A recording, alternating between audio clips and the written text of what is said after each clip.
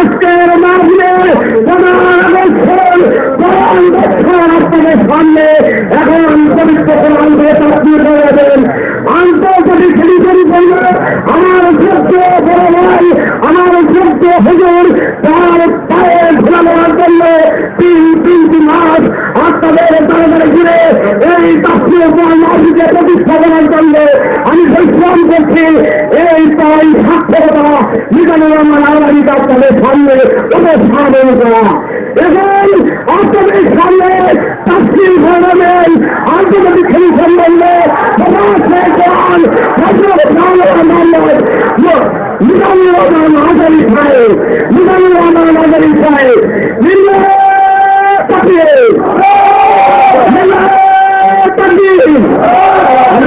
আমার অঞ্চলের মেলা বক্তা হযরত মাওলানা মোহাম্মদ মিজানুর রহমান আলমারি সাহেবকে তার মূল্যবান তাফসীর করার জন্য বিনীতভাবে করতে আসসালামু আলাইকুম ওয়া রাহমাতুল্লাহি ওয়া বারাকাতুহু।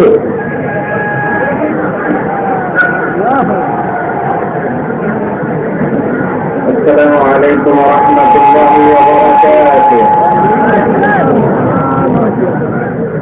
إن الحمد لله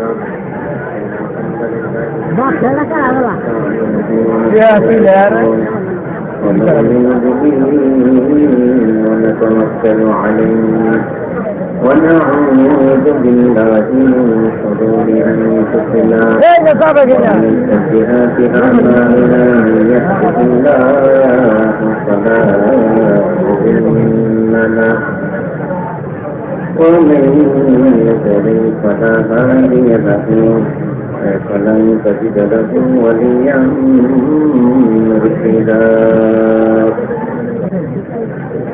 ونشهد أن لا إله إلا الله وحده لا شريك له والذي لا ضد له ولا ند له لا مثل له ولا مثيل له لا وزير له ولا كفيل له لا شفع له ولا سبيل له لا ولد له ولا والد له وهو الواحد الفرد الصمد لم يلد ولم يولد ولم يكن له كفوا أحد. ونشهد أن سيدنا ونبينا وحبيبنا وبشيرنا ونذيرنا وطبيبنا وطبيب أرواحنا وحبيبنا وحبيب ربنا محمدا عبد الله ورسوله أرسله بالحق بشيرا ونذيرا وداعيا إلى الله بإذنه وسراجا منيرا. أما بعد فقد قال الله تعالى في كلامه المجيد وفي فرقانه الحميد. أعوذ بالله من الشيطان الرجيم. بسم الله الرحمن الرحيم.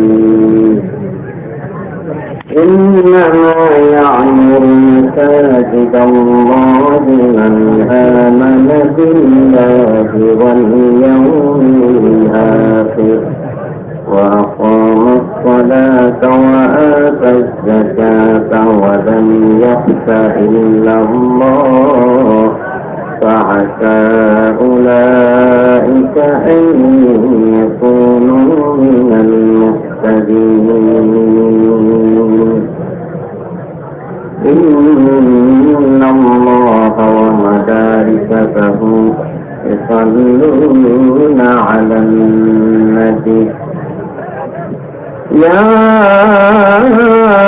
أيها أيها الذين آمنوا صلوا عليه وسلموا تسليما اللهم صل على محمد وعلى آل محمد كما صليت على إبراهيم وعلى آل إبراهيم إنك حميد مجيد اللهم بارك على محمد وعلى آل محمد كما باركت على إبراهيم وعلى آل إبراهيم إنك حميد مجيد আপনারা সবাই কেমন আছেন?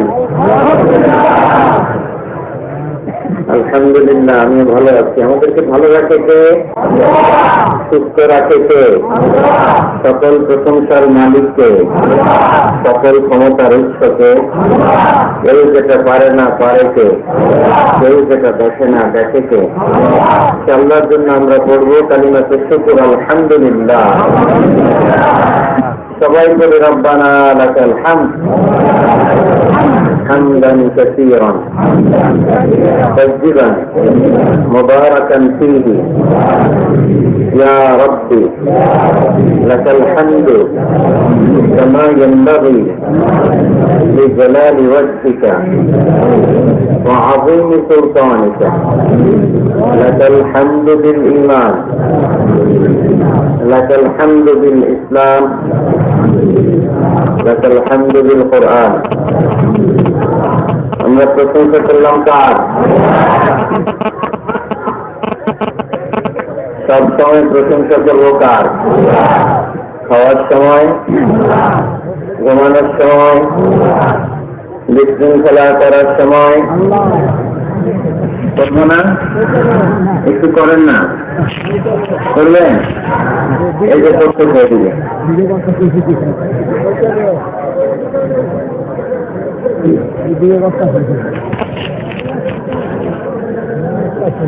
ওইদিকে জায়গা আছে, আপনারা ওইদিকে যান, ওইদিকে জায়গা আছে।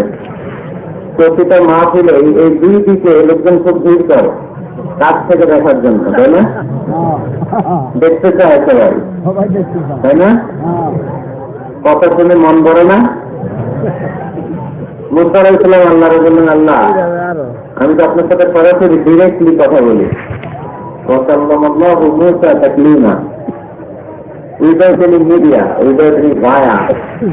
মুসা আলাইহিস সালাম আল্লাহর সাথে কথা বলতেন। পৃথিবীর কেউ আপনার কথাটা শুনতে পায় না, আওয়াজটা শুনতে পায় না, শুধু মুসা আলাইহিস সালাম শুনতে পায়। মুসা আলাইহিস সালাম মনে মনে ভাবে আল্লাহ তাআলার কথার আওয়াজ এত সুন্দর, না জানি আল্লাহ দেখতে কত সুন্দর।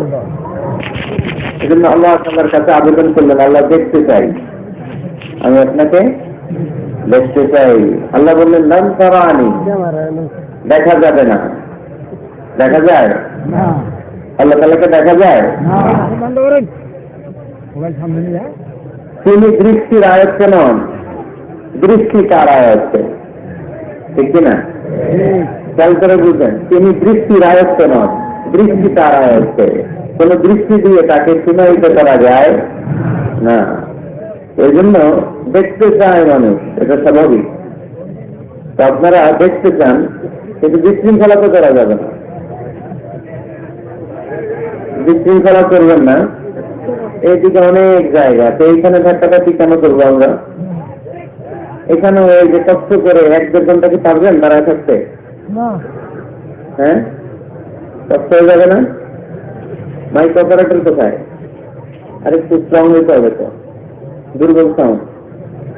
এই আলহামদুলিল্লাহ ঠান্ডা হয়েছে, এই তো 3 ড্রপ সাইলেন্ট, 3 কথা নিরবতা, কোনো আওয়াজ নাই। আলহামদুলিল্লাহ পড়ি।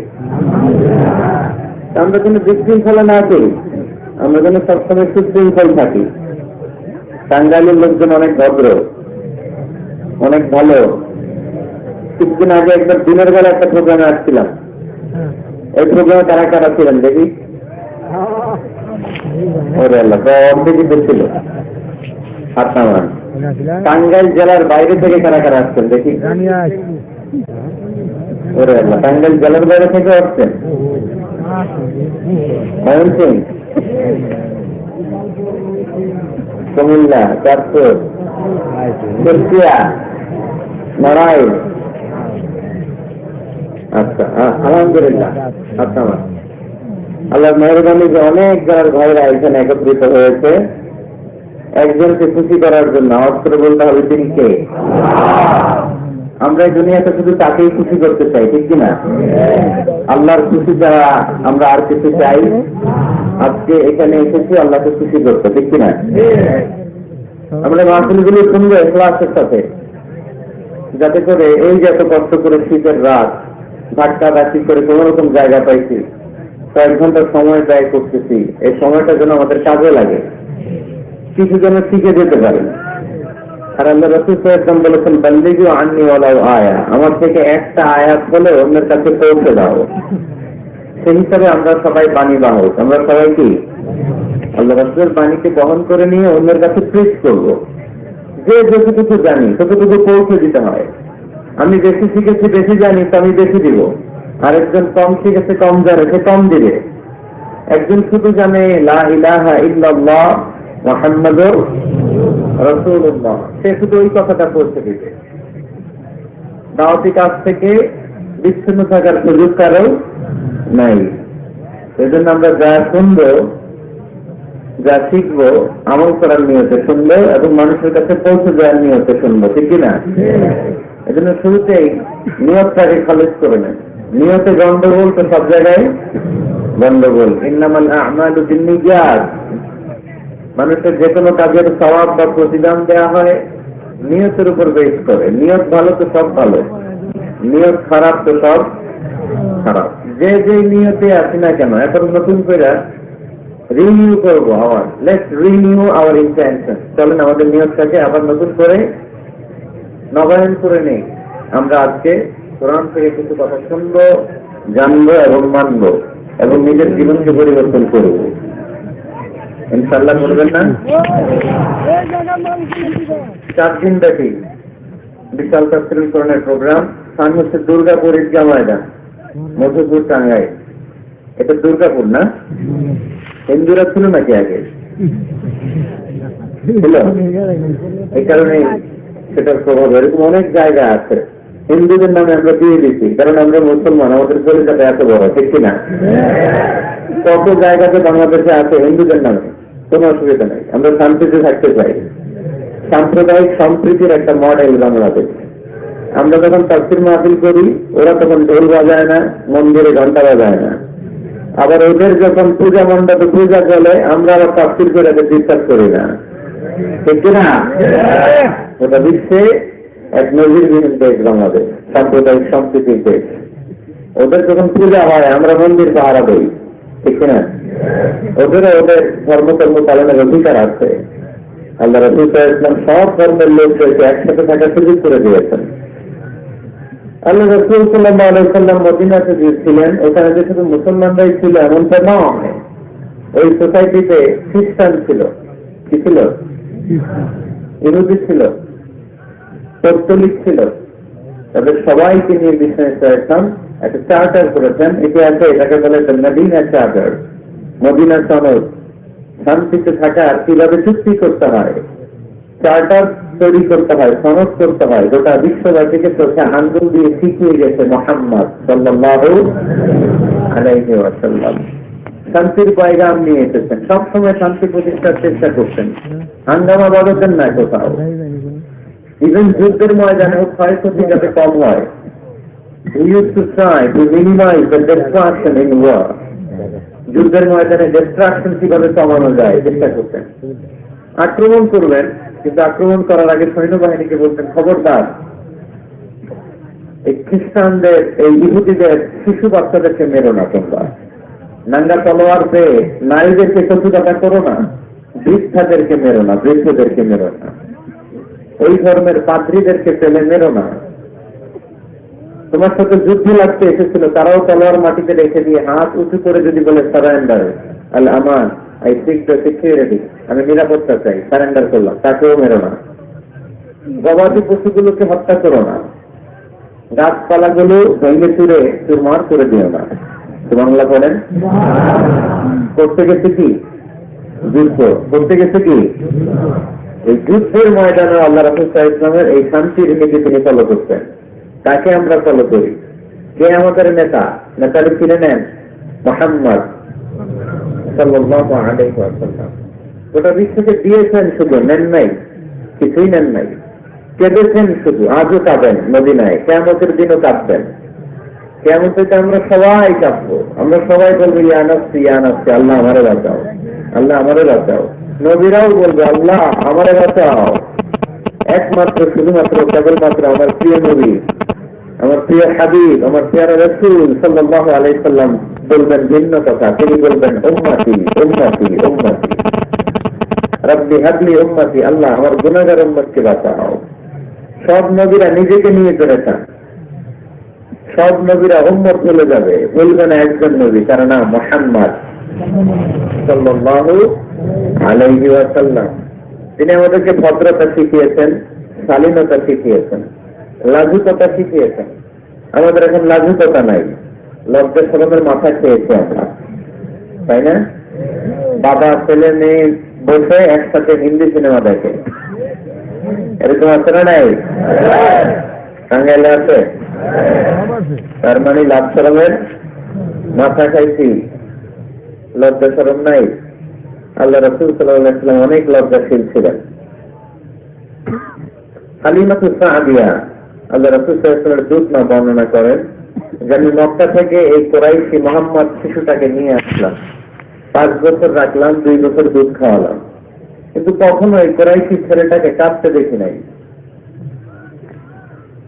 ক্ষুধা লাগলে সে কাঁদত না, ব্যথা পেলে সে কাঁদত না, শুধু লজ্জাস্থানের জায়গা থেকে কাপড়টা সরে গেলে সে কেঁদে উঠত। আল্লাহু আকবার করেন। ক্ষুধা লাগলেও কাঁদে না, ব্যথা পেলেও তিনি কাঁদতেন না, শুধু লজ্জাস্থানের জায়গা থেকে কাপড়টা সরে গেলে কেঁদে দিতেন। আল্লাহ তাআলা আমাদেরকে সালাত দিয়েছিলেন 50 ওয়াক্ত, কয় ওয়াক্ত? এখন করি কয় ওয়াক্ত? 50 ওয়াক্ত মেরাজের রাতে নামাজ নিয়ে যখন নামতেছেন, মুসা আলাইহিস সালাম বললেন আল্লাহ আপনাকে কি দিলেন? আল্লাহ নবী সাল্লাল্লাহু আলাইহি ওয়াসাল্লাম বললেন আমাকে গিফট হিসেবে দিয়েছে 50 ওয়াক্ত নামাজ। কয় ওয়াক্ত? 50 ওয়াক্ত। মুসা আলাইহিস সালাম বলে সর্বনাশ, বলেন কি 50 ওয়াক্ত করবে না? আমি তো আপনার আগে দুনিয়াতে নবী হিসেবে এসেছিলাম, আমার ফিল্ড ওয়ার্কের এক্সপেরিয়েন্স আছে, উম্মত চালায় খাইছি তো আমি জানি, করবে না। আপনি যে দেখেন কমায় আনা যায় কিনা, করি নাকি আমরা? 5 ওয়াক্ত তো করি না, ঠিক কিনা? তো গেলেন যে বললেন আল্লাহ, মুসা আলাইহিস সালাম তো বলে যে করবে না আমার উম্মত, কমায় দেন না। আল্লাহ 5 ওয়াক্ত কমায়া 45 ওয়াক্ত দিলেন। আবার নেমে আসলেন কত? 45। মুসা আলাইহিস সালাম বলে আবার যান, আবার করবে না, করবে না, কমায় নেন, ভালো হবে। আবার গেলেন, আবার 5 কম। আবার আসলেন, সেদিন মুসা আলাইহিস সালাম বললেন আবার যান, করবে না। আবার গেলেন, 9 বারে 5 9 45 ওয়াক্ত কমায় দিয়া রাখলেন কয় ওয়াক্ত? 5 ওয়াক্ত নিয়ে আল্লাহ হাদিস থেকে আসতেছে। মুসা আলাইহিস সালাম বললেন কি অবস্থা? কয় রাকাত? কয় ওয়াক্ত? আল্লাহ হাদিস বললেন এবার দিতে 5 ওয়াক্ত। মুসা আলাইহিস সালাম বললেন এটাও করবে না, ঠিক না? এটাও করবে না, সবাই নিয়ে আসেন। এবার আল্লাহ রাসূল সাল্লাল্লাহু আলাইহি ওয়াসাল্লাম বলেন, বলতে আরম্ভ করলেন কি বলেন 9 বার গেলাম, আর কত যাওয়া যায়? আর পারুন না, লজ্জা লাগে আমার, শরম লাগে। তাই বুখারীতে এই কথাটাই এসেছে, আস্তাহি মির রাব্বি, আমার এটা লজ্জা লাগে যেতে, শরম বলে একটা কথা আছে। কয়বার যাওয়া যায় আল্লাহর কাছে? সুবহানাল্লাহ পড়ে। লাজুকতা কাকে বলে তিনি শিখিয়েছেন। ছোটবেলায়, শৈশব, কৈশোর, যৌবন, সব সময় তিনি লাজুক ছিলেন। আমাদের মধ্যে লাজুকতা নাই, ঠিক কিনা? ইযা লাম তাস্তাহি ফাসনা মা শি'তা, যখন তোমার লজ্জা থাকবে না, তোমার যা মন চায় তুমি তাই করতে পারবা। এজন্য আমরা যেন লাজুকতা, শালীনতার প্র্যাকটিস করি। আল্লাহ তুমি তৌফিক দান করো। তো দুর্গাপুর থেকে কথা আসছিল যে আমাদের দেশের অনেক জায়গা আছে হিন্দু ভাইদের নামে। এই যে গতকাল রাতে আমার একটা প্রোগ্রাম ছিল নারায়ণগঞ্জে, নারায়ণগঞ্জ, নারায়ণ তো এটা হিন্দুদের নাম, ঠিক কিনা? এরকম অনেক পাবেন আপনি, অনেক, অভাব নেই। তো হিন্দু মুসলমান আমরা একসাথে থাকতে চাই, ঠিক কিনা? কোন দাঙ্গা হাঙ্গামা, বিরোধ, মারামারি, এথনিক্যাল ক্লিনজিং এটা আমরা চাই না।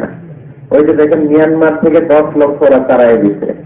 আমরা গরিব মানুষ, গরিব দেশ, হিউজ পপুলেশন, জনসংখ্যা জনবিস্ফোরণের মতো রূপ নিয়েছে, তারপরেও আমরা আমাদের টেকনাফে ওই 10 লক্ষ রোহিঙ্গারেও জায়গা করে দিয়েছি। মুসলমানদের কলিজাটা আসলে অনেক বড়, পুরো দেওয়াটাই কলিজা, ঠিক না? এই জন্য আমাদেরকে মানবতা শিখাতে আসার দরকার নেই কোন জাতি। মানবতা কারে বলে এটা আমাদের জানা আছে। সম্প্রতি ইন্ডিয়াতে দেখলাম কিছু দাঙ্গা হাঙ্গামা হচ্ছে, এটারও আমরা নিরসন চাই, আমরা শান্তি চাই। আমরা কি চাই? শান্তি। তো দুর্গাপুর ঈদগাহ ময়দান মধুপুর টাঙ্গাইলে আজকের এই প্রোগ্রাম 4 দিন ব্যাপী তাফসীরুল প্রোগ্রামের আজকে দ্বিতীয় রজনী। আজকের প্রোগ্রামের সম্মানিত সভাপতি হযরত মাওলানা মোহাম্মদ মুস্তাফা কামাল সাহেব, প্রধান অতিথি খন্দকার আব্দুল গফুর মন্টু, অতিথি হিসেবে আছেন আলহাজ মোহাম্মদ সিদ্দিক হোসেন খান, জনাব মোহাম্মদ আবুল কালাম আজাদ, আমার আগে কথা বলেছেন শফিকুল ইসলাম সাইফি সাহেব। আর কিছুক্ষণ আগে অনেক আমাকে উপরে উঠাইতে কোথায় উঠাইতে আল্লাহ জানে কিনার জন্য ভাইয়ের শহীদ ভাই খুব আবেগী মানুষ, আসলে কষ্ট করছে অনেক, কারণ এইটা আমাদের খুব সীমিত, কিন্তু চাহিদা মানুষের খুব বেশি। একদিনে 2টা প্রোগ্রাম করে মানুষের চাহিদা মেটানো সম্ভব না। এখন সহজ হয়ে গেছে যে ইন্টারনেটে কথা শুনতে পাওয়া যায়, আপনারা ওইটাতেই সন্তুষ্ট থাকেন। কাছাকাছি দেখা শোনা, মুসাফা করতে যাওয়া এটা অনেক সময় কঠিন। একটা সময় ছিল প্যান্ডেলে যারা আছে আমি দাঁড়িয়ে সবার সাথে মুসাফা করে তারপরে বিদায় নিতাম। এখন এই সুযোগটা হয় না, লক্ষ লক্ষ মানুষ হয়ে যায়। 1 লক্ষ মানুষ যদি আমার সাথে মুসাফা করতে আসে, ফজরের আযান হবে না এখানে? কথা বলেন, এটা তো বুঝতে হবে। আল্লাহ রাসূল সাল্লাল্লাহু আলাইহি ওয়াসাল্লাম মসজিদে নববীতে জুমার নামাজের খুতবা দিতেন, খুতবার পরে নামাজ শেষে সব সাহাবারা যে মুসাফা করতো না, কোনো হাদিসে পাওয়া যায় না। রাসূল সাল্লাল্লাহু আলাইহি ওয়াসাল্লামের চেহারা দেখলে ওনাদের পেট ভরে যেত। নসিহত শুনে কিভাবে এটা মানবেন এই চিন্তা করে চলে আসতেন। কেউ মুসাফার জন্য লাইন করতেন না। পার্সোনালি অ্যাপয়েন্টমেন্ট নিলে সোয়াল করতে গেলে দেখা হলে মাঝে মাঝে কালী ভদ্রে মুসাফা করতেন। রাসূল সাল্লাল্লাহু আলাইহি ওয়াসাল্লামের পথ আগলে দাঁড়িয়ে এরকম মুসাফা করা, গায়ে পড়া এটা করতেন না। তা আমাদের মানুষের আবেগ বেশি, আবেগের কারণে এটা করে ফেলে, কিন্তু আবেগের সাথে বিবেকেরও দরকার আছে না নাই? তো এটা একটু খেয়াল করবেন আপনারা। প্রোগ্রাম শেষে অনেকেই মুসাফার জন্য ভিড় করে গায়ের উপরে পড়ে। আমি কয়েকবার ইনজিওর্ড হয়েছি, এই পায়ে প্রচন্ড ব্যথা, পড়ে গিয়েছি আমি, পুলিশ ভাইরাও সামাল দিতে পারে নাই। শুধু টাঙ্গাইল বাসীদের জন্য এই কথা না, যত জায়গায় আমরা প্রোগ্রাম করতে যাব আমাদের প্রতি একটু এহসান করবেন। আপনারা যদি সুন্দর করে জায়গায় করে দেন আমরা স্মুথলি এসে বসতে পারি, আবার জায়গায় করে দিলে সালাম দিয়ে আবার চলে যেতে পারে। এবং সবাই যদি মুসাফা করতে চান, গায়ে কাজ করতে চান, বুক মিলাইতে চান, এটা কি সম্ভব? সম্ভব না। আমরা যেন ইহসান করি। আল্লাহ তাআলা ইহসানকারীদেরকে পছন্দ করেন। ইন্নাল্লাহা ইউহিব্বুল মুহসিনিন। আমরা যেন মুহসিনদের অন্তর্ভুক্ত হতে পারি, আল্লাহ তুমি তৌফিক দান করো। আরো জোরে পড়ি আমিন। আমি আপনাদের খেদমতে খুতবার শুরুতে সূরা তাওবার 17 নম্বর আয়াত তেলাওয়াত করেছি। আজকে মসজিদ নিয়ে কথা বলছি। কি নিয়ে কথা বলবো? মসজিদ। আহাব্বুল বিলাদি ইলাল্লাহি মাসাজিদুহা। আল্লাহর কাছে পৃথিবীতে সবচেয়ে পছন্দের জায়গা কোনটা বলেন তো? এবার বলেন তো আল্লাহর কাছে সবচেয়ে অপছন্দের জায়গা কোনটা? বাজার। কিন্তু এমন বাজার যেখানে জুয়ারটা বসে, এমন বাজার যেখানে মদ বিক্রি হয়, এমন বাজার যেখানে নর্তকীদের নাচ গান চলে, এমন বাজার যেখানকার ব্যবসায়ীরা পণ্য বিক্রি করার জন্য খালি কখন কাটে, এরকম আপনারা নেই? এই বাজারগুলো আপনার কাছে অপছন্দনীয়। এমনি যখন সুপার শপে যান, টাঙ্গাইলের মুদি দোকানে যান, বাজারে যান, মাছ বাজারে, এটা আবার আপনার কাছে অপছন্দনীয় না। এরকম বাজারে বিক্রি চাইছে আমার কাছে, যেই বাজারে ইচ্ছা কখন কাটে বারবার, এরকম আপনারা নেই? তাদেরকে লানত দেওয়া হয়েছে যারা শুধু কসম কাটে, মুনাফিকেরা। সকালবেলা কুরবানির হাটে যাবে গরু বিক্রি করছে, গরুর চাই গরু একটা দাম কম, গরু বলে কত কম, বল যে 50,000, তো গরুকে বললাম 50,000। তো এরপর বাজারে যখন নিয়ে গেছে এক লোক এসে বলছে ভাই গরুটা 40,000 দিবেন, তখন সে বলে আল্লাহর কসম সকালবেলা একজন 50,000 দাম পেয়েছে দেয় নাই, সকালে 50,000 পেয়েছে এই তো দেয় নাই, 40,000 কেমনে দেয়? এরকম টাকায় করাটাই। আল্লাহ রাসূল সাল্লাল্লাহু আলাইহি ওয়াসাল্লাম মদিনার খেজুরের বাজার পরিদর্শনে গেলেন।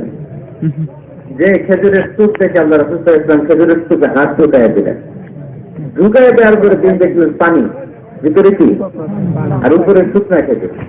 আল্লাহর হাবিব বললেন ভিতরে পানি উপরে শুকনা কেন? তার বৃষ্টি হয়েছে, বৃষ্টি হলে তো সব জায়গায় পানির সয়লাভ থাকবে। আল্লাহ রাসূল সাল্লাল্লাহু আলাইহি ওয়াসাল্লাম রেগে গেলেন আর বললেন মান গাসসানা ফালাইসা মিন্না, যে আমাদেরকে ধোঁকা দেয় সে আমার উম্মত হতে পারে। The person who deceives us is not among us, যে লোক আমাদের ধোঁকা দেয় সে আমাদের অন্তর্ভুক্ত। মুসলমানরা কি ধোঁকা দিতে পারে? খাদ্যে ভেজাল দিতে পারে? ওজনে কম দিতে পারে? মাছে ফরমালিন দিতে পারে? টেন্ডারবাজি করতে পারে? চাঁদাবাজি করতে পারে? ক্যাসিনোর ব্যবসা করতে পারে?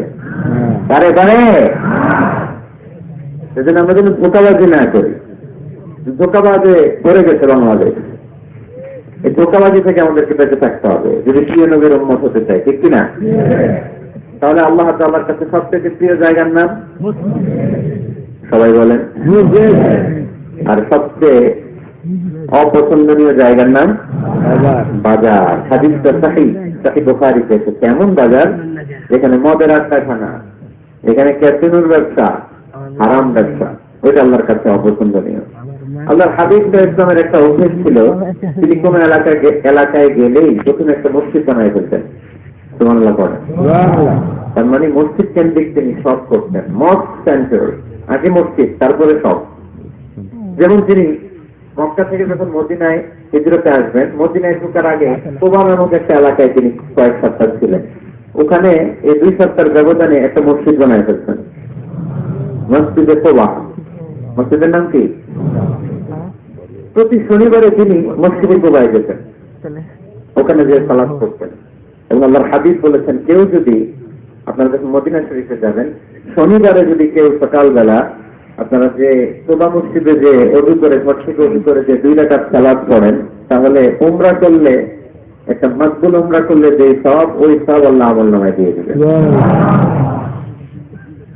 কোবা থেকে তিনি মাইগ্রেট করলেন মদিনায়। মদিনাতে যেও তিনি একটা মসজিদ প্রতিষ্ঠা করলেন। মসজিদটার নাম সবাই বলেন মসজিদে নববী।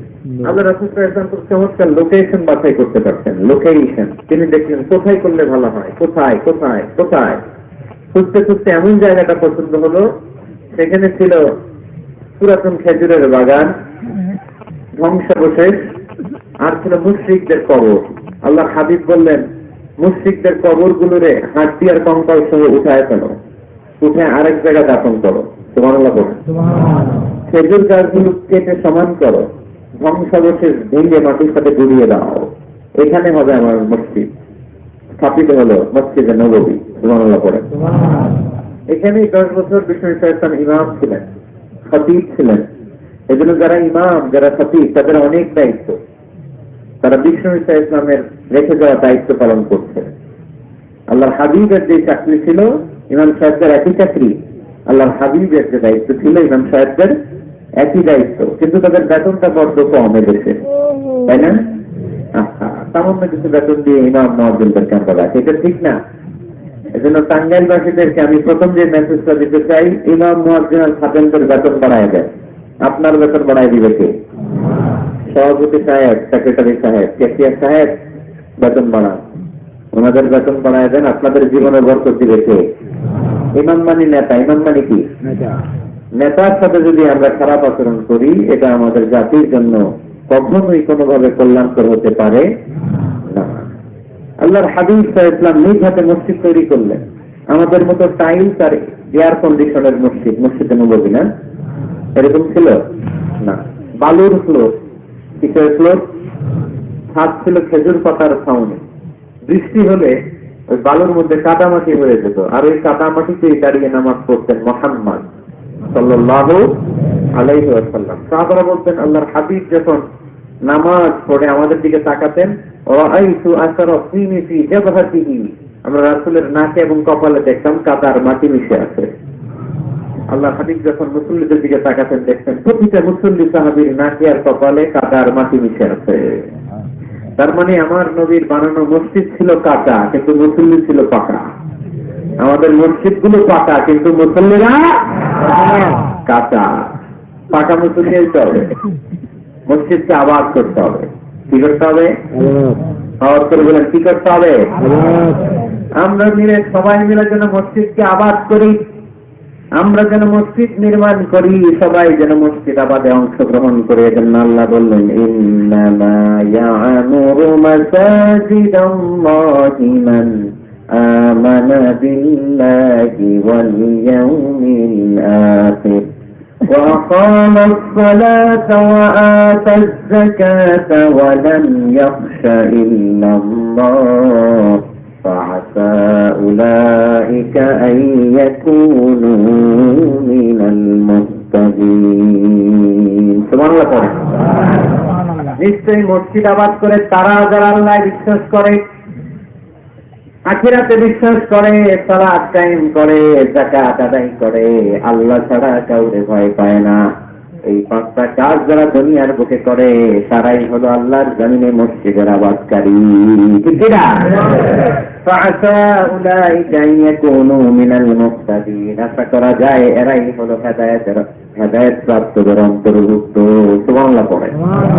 এদের কাছে আল্লাহর হেদায়েত আছে। পাঁচটা গুণ আর কোয়ালিটি থাকবে যারা মসজিদের আবাদ করবে। এক নম্বর গুণ, মসজিদের আবাদকারী যারা হবে তারা বিশ্বাস করবে একজনকে, তিনি কে। আবার তাদের দুই নাম্বার গুণ, তারা আখিরাতে বিশ্বাস করবে। মসজিদ যারা আবাদ করবে তাদের তিন নাম্বার গুণ, তারা মসজিদে যে জামাতে সালাত আদায় করবে। ঠিক কিনা? মসজিদ আবাদ করে কিন্তু মসজিদে যায় না, এরকম আসানা নাই। মসজিদের সভাপতি যায় না, মসজিদে সেক্রেটারি যায় না, কেসিআর যায় না, আসানা নাই। সেটা কি আবাদ করলেন আপনি? আপনি সভাপতি, আপনার তো আরো আগে যাওয়া দরকার। যাবেন মসজিদে, আপনি সেক্রেটারি, আপনি যাবেন মসজিদে, যাবেন যে নামাজ পড়বেন।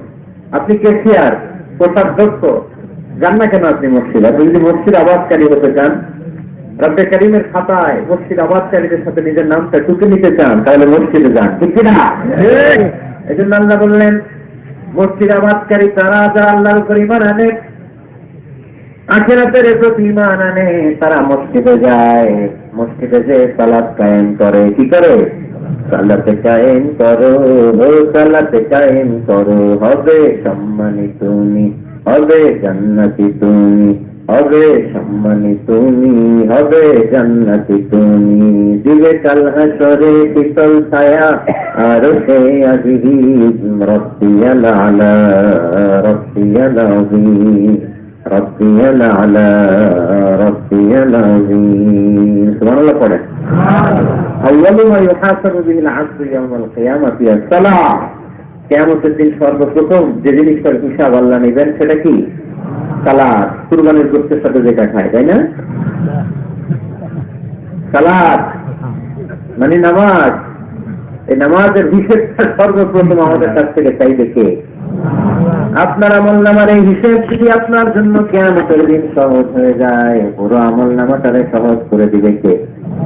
আর এই সালাতের হিসাবে যদি গন্ডগোল লাগে, সব গন্ডগোল লাগাই দিবে কে? এই জন্য আল্লাহ বললেন, মসজিদের আবাদকারী তারা যারা আমার উপরে বিশ্বাস রাখে, আখিরাতে বিশ্বাস রাখে, সালাত কায়েম করে, যাকাত আদায় করে, আল্লাহ ছাড়া কাউকে তারা ভয় পায় না। ওয়ালাম ইয়াখশা ইল্লাল্লাহ, আল্লাহ ছাড়া কাউকে তারা ভয় পায় না। তাদের হৃদয়ে ভয় থাকে একজনের, তিনি কে? আল্লাহ। ফাআসা উলাইকা ইয়াকুনু মিনাল মুহতাদিন, আশা করা যায় তারাই হেদায়েত প্রাপ্তদের অন্তর্ভুক্ত। ঠিক কি না? কথাটা কার? আল্লাহ। এখন আমরা মসজিদের আবাদকারী হতে চাই কি চাই না? চাই। এই 4-5 জন চান? সবাই মসজিদের আবাদকারী হতে চাই কি চাই না? চাই। তাহলে 5টা কাজ করতে হবে। আল্লাহর উপর বিশ্বাস, আখিরাতে বিশ্বাস, মসজিদে যে সালাত আদায়, যাকাত আদায়, আর হৃদয়ে আল্লাহর ভয় ছাড়া আর কারো কোনো ভয় থাকতে পারবে না। কেমন নাই এখানে? মাইকম্যান কই? কি নাম তোমার মাইকে? দেখি সুরেলা। নাই কোনো সুর তোমার মাইকে, নাম দিচ্ছে সুরেলা। মসজিদ জন্য মূর্তি নাই, আছে শুধু দিল। সোনার গায়ে সোনা নাই, আছে শুধু দিল। তোমার মাইকে সুর নাই, নাম দিচ্ছে সুরেলা। সুরটা এদিকে একটু সুর দিয়ে দাও, একটু সাউন্ড দিয়ে দাও, একটু স্ট্রং করে দাও। সুরেলা সুন্দর নাম দিচ্ছে তুমি। আমার নদীর কণ্ঠ ছিল বড় সুরেলা, ঠিক না? রাসূলের কণ্ঠের তেলাওয়াত শুনে কাফের মসজিদগুলো পাগল হয়ে যেত, অস্থির হয়ে যেত। এত সুন্দর কণ্ঠ কি করে হয়? এবং রাতের বেলা লুকিয়ে লুকিয়ে আমরা হাবিবের তেলাওয়াত শুনতে যেত। সুবহানাল্লাহ বলবেন না? হয়েছে সুরেলা, হয়েছে হয়েছে আলহামদুলিল্লাহ। তাহলে আমরা সবাই মসজিদ আবাদ করতে চাই। টাঙ্গাইলের ভাইরা আজকে আমাকে বললো যে মসজিদ নাকি আজকে আপনারা আবাদ করবেন। রাজি আছেন তো সবাই?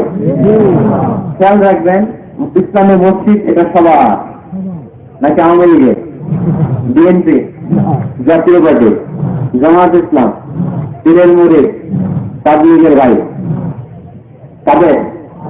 চিল্লায় বলেন কাদের?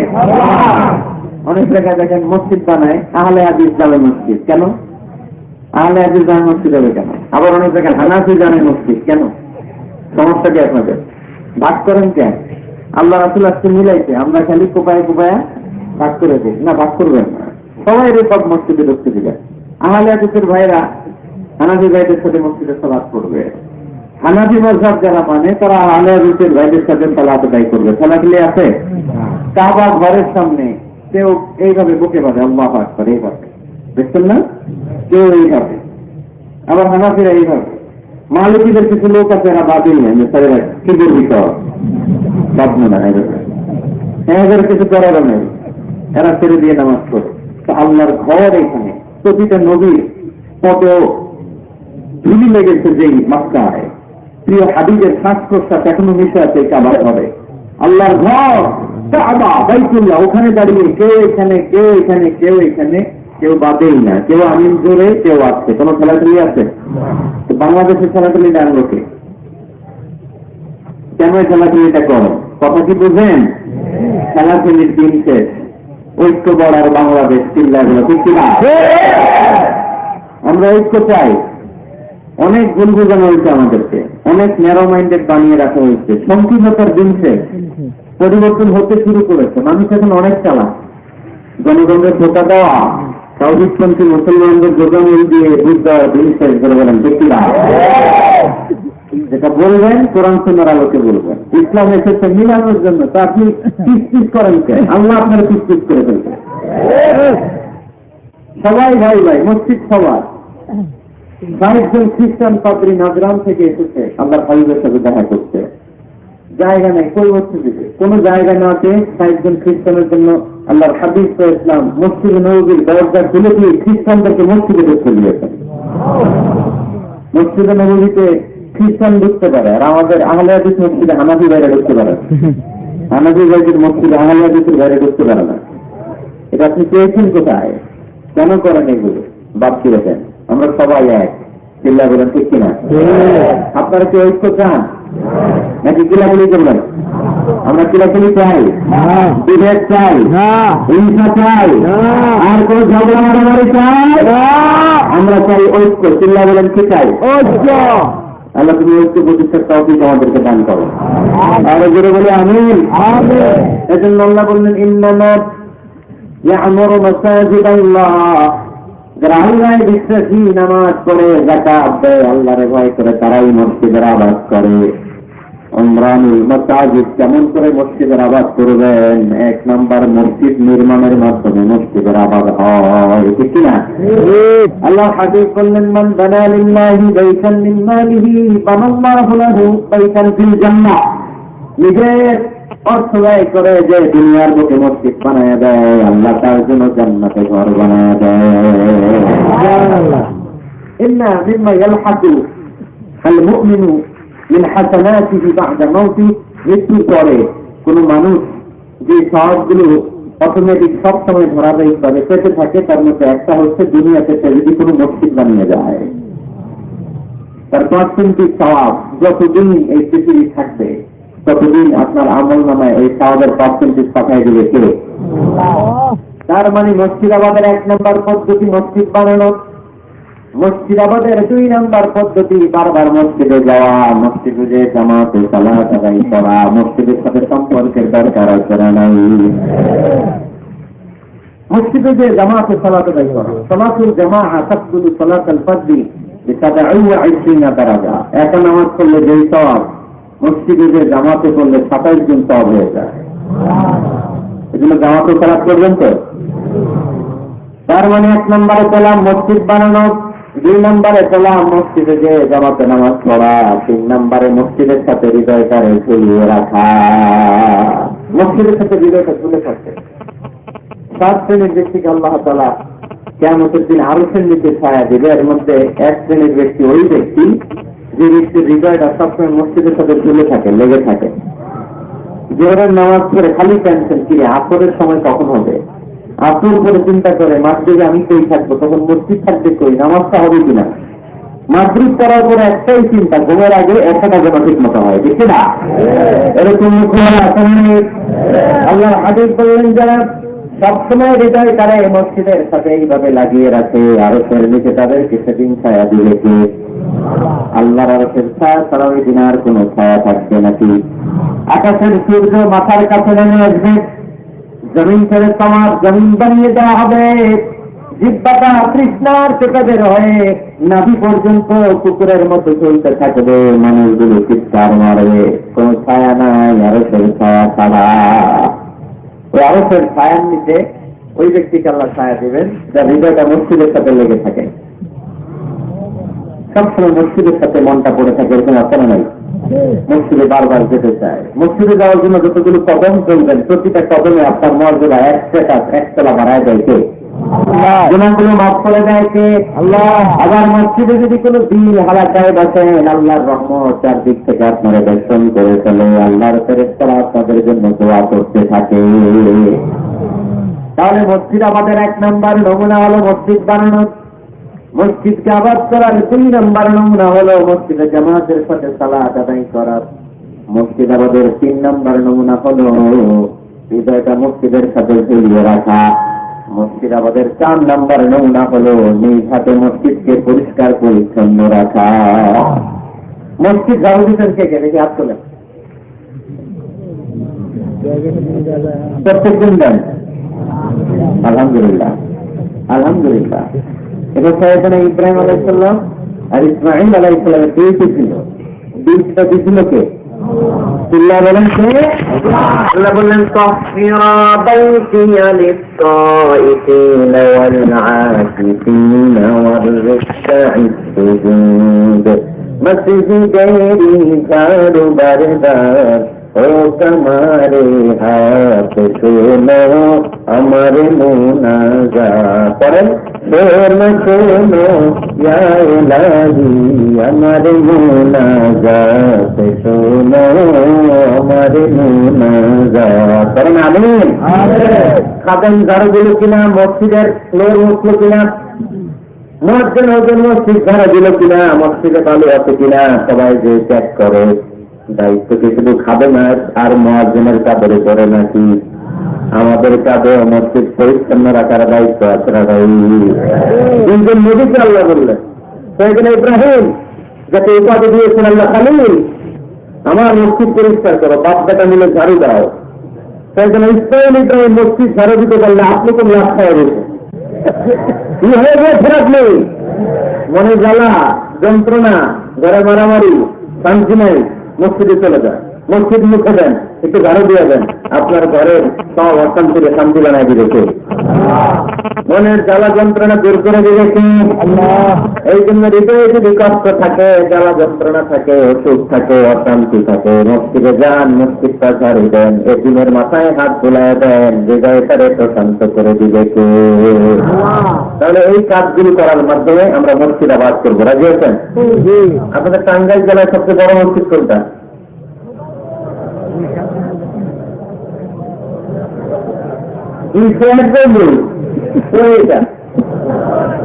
গোপালপুর।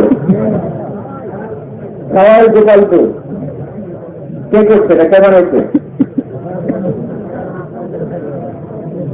ও ইসলামিক ফাউন্ডেশন কর্মকর্তা রফিকুল ইসলাম কি করে? বেঁচে আছে? আজকের এই মাহফিলের পক্ষ থেকে ওনাকে জানাই সশ্রদ্ধ সালাম। যাবো ইনশাআল্লাহ। তো এরকম ভালো ভালো মসজিদ, সুন্দর মসজিদ বাংলাদেশে হোক, আমরা চাই না? সবাই চান? তো চাই, আওয়াজটা এতটুকু। এরকম সুন্দর মসজিদ এদের সারা নির্মিত হোক, চাই কি চাই না? মসজিদে আমরা যাব, মসজিদে আমরা আওয়াজ করবো। যারা উঠবেন এদের নিয়ে উঠবেন না, বসেন। মসজিদে যে আমরা যাবো, কিছু আদব মেনটেন করে যেতে হবে, ঠিক কিনা? ওজন ছাড়া ঢোকা যাবে? ওজন নিয়ে ঢোকার দরকার আছে না নাই? আবার আল্লাহ বললেন, ইয়া বানি আদম খুযু যিনাতাকুম ইনদা কুল্লি মাসজিদ। ও বনি আদম, মসজিদে যখন নামাজ পড়তে যাও সবচেয়ে ভালো কাপড়গুলো গায়ে দিয়ে যাও। আরেকটা কার? কিন্তু আমরা যখন মসজিদে ঢুকি সব সিরা পড়া কাপড়ে ঢুকি, আছে না নেই? কোরআন কোরআন সিরা পড়া এটা আর চলে না, এটা গায়ে দেওয়া যায়। আর বিয়ের অনুষ্ঠানে সুন্নাতে খাতনা, পহেলা বৈশাখ, এসবে বৈশাখ তোমার আদর করি। নাইতে যখন প্রোগ্রামে যায়, বিশ্ব ভালোবাসা দিবসে যখন ভালোবাসা করতে যাই, তখন সুন্দর সুন্দর পাঞ্জাবি আছে না নাই? তখন নতুন জামা, বিশ্ব ভালোবাসা দিবস আসতেছে। এটা কি দিবস? দয়া দিবস। আমার কিশোরগঞ্জে মাহফিল ছিল গত বছরে ভালোবাসা দিবসের দিন। সব জেলার হাতে গোলাপ ফুল, গোলাপ ফুলছে পুরো কিশোরগঞ্জের সব গোলাপ ফুলছে। ফুলের দোকানে যায় দেখলাম কিছু নাই, তাদের কতটা তুলছে। বিশ্ব বেহায়া দিবস, এগুলোর সাথে আমাদের কোন সম্পর্ক নাই। আমাদের সবচেয়ে ভালো জামাটা আমরা মসজিদে পরে যাব। আমরা দুনিয়ার কাউরে দেখাতে চাই না, আমরা যা করি দেখাতে চাই একজনকে, তিনি কে? তাহলে মসজিদের প্রথম আদব ওযু করে ঢুকবো, 2 নাম্বার আদব সব চাইতে ভালো জামাটা গায়ে দিয়ে মসজিদে ঢুকবো, 3 নাম্বার ঢোকার সময় বাম পা দিয়ে ঢুকবো। কোনটা? আর বেরোয়ার সময় বিষ্ণু বললেন মসজিদে যখন ঢুকবে এই দোয়াটা পড়ো, আউযু বিল্লাহিল আযীম ওয়া বিওয়াজহিল কারীম ওয়া সুলতানিহিল কাদীম মিনাশ শাইতানির রাজীম। এই 4টা শব্দ দিয়ে এই দোয়াটা যে পড়বে, এই দোয়াটা পড়ার সাথে সাথে শয়তান চিৎকার মারে আর ঘোষণা দেয়, আজকের দিনের জন্য আমার ওয়াসওয়াসা থেকে তুই মুক্ত হয়ে গেলি। আফসোস করে শয়তান বলে, তোরে তো আর কিছু করা গেল না, তোর উপরে আর কোনো খবরদারি নাই, আজকে সারা দিনের জন্য তোর রবের কাছ থেকে তুই প্রোটেকশন পেয়ে গেলি। আজকে শেষ, কালকে ধরবো তোরে, কালকে ধরবো, আজকে শেষ। এই জন্য দোয়াটা করবেন, আউযু বিল্লাহিল আযীম ওয়া বিওয়াজহিল কারীম ওয়া সুলতানিহিল কাদীম মিনাশ শাইতানির রাজীম। এই রেকর্ড হইতেছে ইউটিউবে, শুনে নিন, এটা পড়বেন। এরপরে নবীর একটা সালাম দিবেন, আসসালামু আলাইকা আইয়ুহান নবী ওয়া রাহমাতুল্লাহি ওয়া বারাকাতুহু। তারপরে ডান পা দিয়ে ঢুকবো আমরা। মসজিদে ঢোকার সময় কোন পা? সবাই বলেন আরো জোরে, মনে থাকবে? বলে না তো? আর ডান পা দিয়ে বলবো, আল্লাহুম্মা ফতাহলি আবওয়াবা রাহমাতিক, ও আল্লাহ তোমার রহমতের দরজা আমার জন্য খুলে দাও। পড়ে না আমি। আর যখন বের হবো তখন বাম পা দিয়ে বেরোবো। কোন পা? সবাই বলেন, মনে থাকবে? ছেলেমেয়েদেরকে শিখানো যাবে? বাচ্চারা কি শিখাবেন? ঢোকার সময়, বের হওয়ার সময়, ঢোকার সময়, বের হওয়ার সময়। আর বের হওয়ার সময় করব, আল্লাহুম্মা ইন্নী আসআলুকা মিন ফাদলিক, আল্লাহ আমি আপনার কাছে ফজল চাই। ঢোকার সময় রহমত চাই, বের হওয়ার সময় ফজল। ফজল মানে রিজিক। রিজিক কি মসজিদে থাকে না মসজিদের বাইরে? এজন্য আল্লাহ বলেন, ফাইযা কুদিয়াতিস সালাতু ফান্তাশিরু ফিল আরদি ওয়াবতাগু মিন ফাদলিল্লাহ ওয়াযকুরুল্লাহা কাসীরান লাআল্লাকুম তুফলিহুন। যখন সালাত শেষ হয়ে যায় জমিনের মধ্যে ছড়িয়ে পড়ো, জমিনে কাজ কর্ম শুরু করে দাও, কর্মচাঞ্চল্যতা দিয়ে জমিনটাকে ভরে তোলো, আর আল্লাহর কাছে ফজল চাও, রিজিক চাও, রিজিকের মালিককে। তাহলে মসজিদে কি পাওয়া যায়? রহমত। ওই একজনকে রিজিক না, রহমত। মসজিদে কি পাওয়া যায়? সবাই বলেন এটাকে ক্লাস মনে করবেন, তাহলে খেয়াল থাকবে। মসজিদের ভিতরে কি পাওয়া যায়? আর বাইরে পাওয়া যায় রিজিক। চিল্লায় বলেন বাইরে কি পাওয়া যায়? এই জন্য ঢোকার সময় রহমত চাবো, বের হওয়ার সময় রিজিক চাবো। ঢোকার সময় কান্তা, বের হওয়ার সময় মনে থাকবে। আর মসজিদে ঢুকেই 2 রাকাত, ঢুকেই 2 রাকাত। দুখুলুল মসজিদ, তাহিয়াতুল মসজিদ, তাহিয়াতুল উযু, যেই নাম দেন। উযু করলেই, মসজিদে ঢুকলেই মনে থাকবে। বলে বলেন তো আপনারা, খেয়াল থাকবে। মসজিদে ঢুকলেই 2 রাকাত করতেন বিশ্বনবী মুহাম্মদ সাল্লাল্লাহু। বিশ্বনবী জুমার খুতবা দিচ্ছেন, হঠাৎ এক সাহাবী খুতবা চলাকালীন সময়ে মসজিদে ঢুকেই বসে পড়লেন। বিশ্বনবী বললেন দাঁড়াও। নিজের খুতবা বন্ধ করে দিয়ে সাহাবীরে বললেন দাঁড়াও, 2 রাকাত করেছো নাকি? সাহাবী বলে পড়ি নাই। বিশ্বনবী বললেন তাড়াতাড়ি করে চটজলদি করে 2 রাকাত পড়ে নাও। খুতবা, জুমার খুতবা চলতেছে, খুতবা থামিয়ে দিয়ে খুতবার নিরবিচ্ছিন্নতাকে ভঙ্গ করে আল্লাহর হাবিব ইসলাম 2 রাকাত করতে বললেন। এটা খুবই জরুরি, পড়বেন, খুতবা চলাকালীনও পড়বেন। যদিও আমাদের দেশের অনেক জায়গায় এটা সুযোগ দেয় না, বলে যে লাল বাতি জ্বলন্ত অবস্থায় নামাজ পড়া নিষেধ, নিজেরা বানাইছে নিষেধ। তো পড়তে না দিলে বারান্দায় পড়েন, যেহেতু খুতবা শোনারও গুরুত্ব আছে। হানাফি মাযহাবে খুতবাটারে ওয়াজিব বলে, খুব গুরুত্ব দেয়। এই জন্য বলে যে এটা বেশি গুরুত্বপূর্ণ এই নামাজের, এটা হচ্ছে ওনাদের দলিল। কিন্তু ওই দলিলটা বেশি শক্তিশালী যে মসজিদে ঢুকে 2 রাকাত পড়তে হয়, ঠিক কিনা?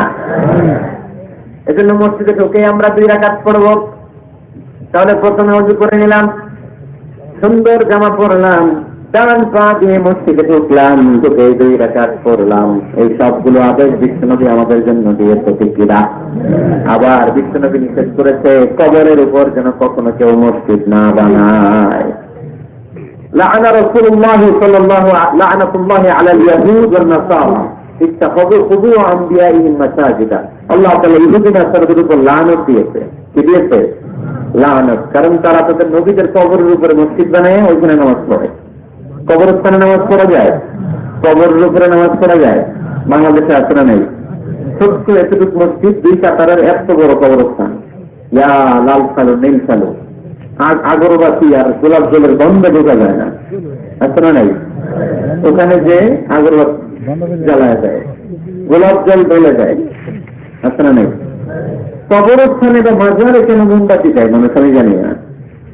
যিনি কবরে শুয়ে আছেন ওনার কাছে কি আলো যায়, মোমবাতির আলো? তো ওনারই দিচ্ছেন কেন? এটা তো যে সমস্ত ঘরে এখন ইলেকট্রিসিটি পৌঁছে নাই, বাচ্চারা পড়াশোনা করতে পারে না, এদের ঘরেই না আপনি মোমবাতি দিলেন। তাহলে আপনার বাবার কবরটারে আলো দিয়ে ভরে দিয়েছে। মাজারে যে অনেকে টাকা দেয়, মানত করে, মাজারে টাকা দেওয়া যায় না, মানত করা যায় না, মানত করতে হয় একজনের নামে। চিল্লায় বলেন তিনি কে? খবরদার, এগুলি থেকে সাবধানে থাকতে হবে। মাজার জিয়ারত করা সুন্নাহ, কবর দেখলে সালাম দেওয়া সুন্নাহ, জিয়ারত করা সুন্নাহ। এর জন্য দোয়া চাইবেন, নিজের জন্য আল্লাহর কাছে দোয়া চাইবেন, এর জন্য দোয়া করবেন, নিজের জন্য দোয়া করবেন। কিন্তু মাজারে পড়ে থাকা লোকটার কাছে কিছু চাওয়া যায়। আল মাইয়িতু ফিল কবর কাল গরিয়তি ফিল বাহর। সাঁতার না জানা ব্যক্তি সাগরে পড়লে যেরকম অসহায়, কবরে শুয়ে থাকা ব্যক্তিটা তার চেয়ে বেশি অসহায়। সে আপনার জন্য কি করবে? আপনি তার জন্য দোয়া করলে সে কিছু পাবে। সে আপনার কিছু করাই দিতে পারবে? করতে পারে একজন, তিনি কে? চিল্লাহ বলতে হবে তিনি কে?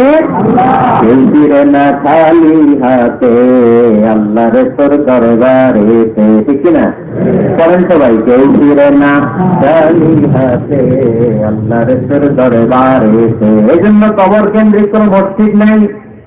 আগে মসজিদ, পরে হবে কবর।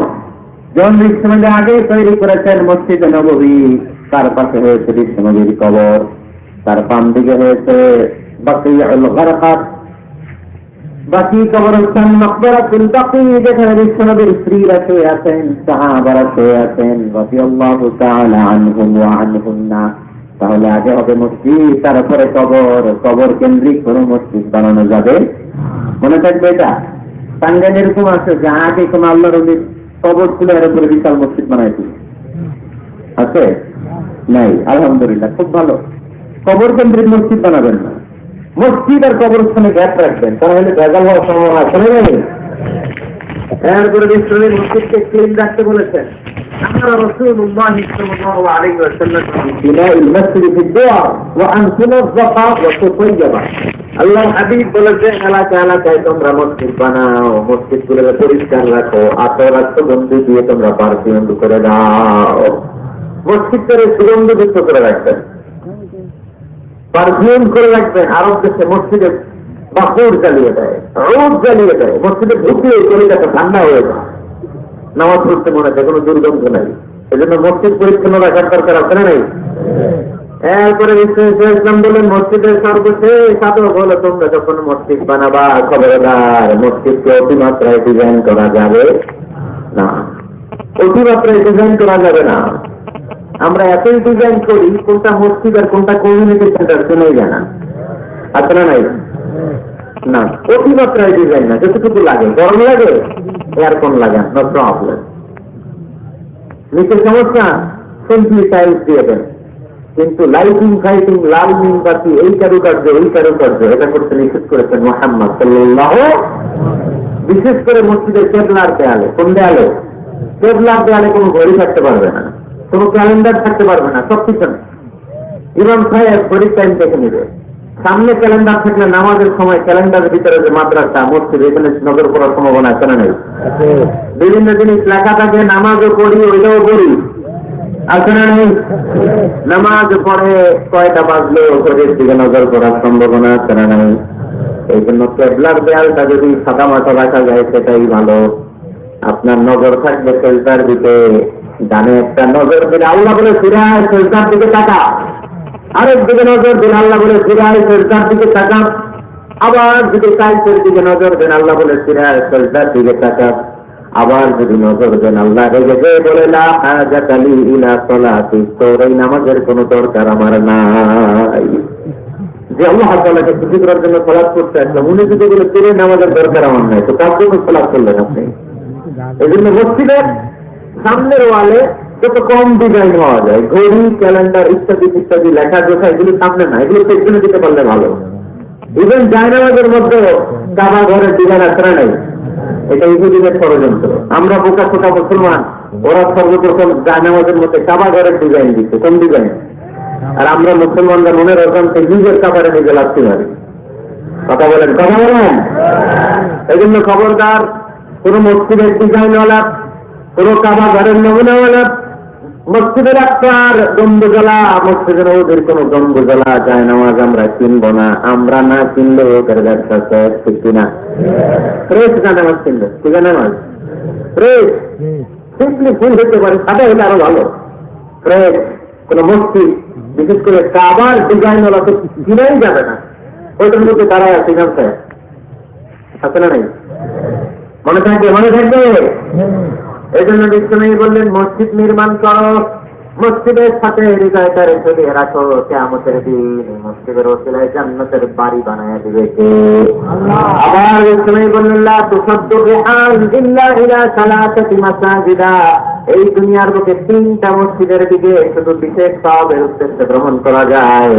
এই 3টা মসজিদ ছাড়া বিশেষ সওয়াবের উদ্দেশ্যে পৃথিবীর কোন মসজিদে ভ্রমণ করা যাবে। আপনি ডিজাইন দেখতে যেতে পারবেন। এই যে বললেন যে কি একটা হয়েছে 200 কত গম্বুজ? 201 গম্বুজ সুন্দর একটা বানাইছে, দেখতে যাই যাওয়া যাবে, নামাজ পড়তে মনে হচ্ছে এটাই যাওয়া যাবে, কিন্তু ওইখানে বেশি সওয়াব হবে, এই নিয়তে যাওয়া যাবে? You cannot say in journey expecting special virtue except 3 mosques, the mosque of Haram, the mosque of Nabawi, the Masjid al-Aqsa। এই 3টা মসজিদ ছাড়া বিশেষ সওয়াবের নিয়তে পৃথিবীর কোন মসজিদে ভ্রমণ করা যায় না, তবে দেখতে যাওয়া যায়। এটার আর্কিটেকচারাল ডিজাইন দেখার জন্য, এটার ক্যালিগ্রাফিক্যাল ডিজাইন, এটার ইকোসিস্টেম, এটা কেমন করে করেছে, কতটুকু জায়গা, ডিজাইনটা কেমন, এটা দেখার জন্য যেতে পারবেন। কিন্তু এই 201 গম্বুজে নামাজ পড়লে সব 3 গুণ হবে, এরকম ধারণা করা যাবে? বাইতুল মুকাররমে পড়লে এত গুণ সব, এই ধারণা করা যাবে? এই যে চলে আসছে 201 গম্বুজ। আমি দেখতেছি, আপনারা পাবেন না দেখতে। আগে দেখে ফেলছেন? মাশাআল্লাহ মাশাআল্লাহ, সুন্দর। আরো কিছু পরামর্শ দিবে, এগুলো শেষে দিচ্ছেন। কষ্ট হচ্ছে আপনাদের? জিমায় করতেছেন? আরো কয়েক মিনিট শুনবেন? 3টা মসজিদে নিয়োগ করে যাওয়া যায়। 1 নম্বরে মসজিদে হারাম, 1 নম্বরে কি? إن أول بيت وضع للناس للذي ببكة مباركة।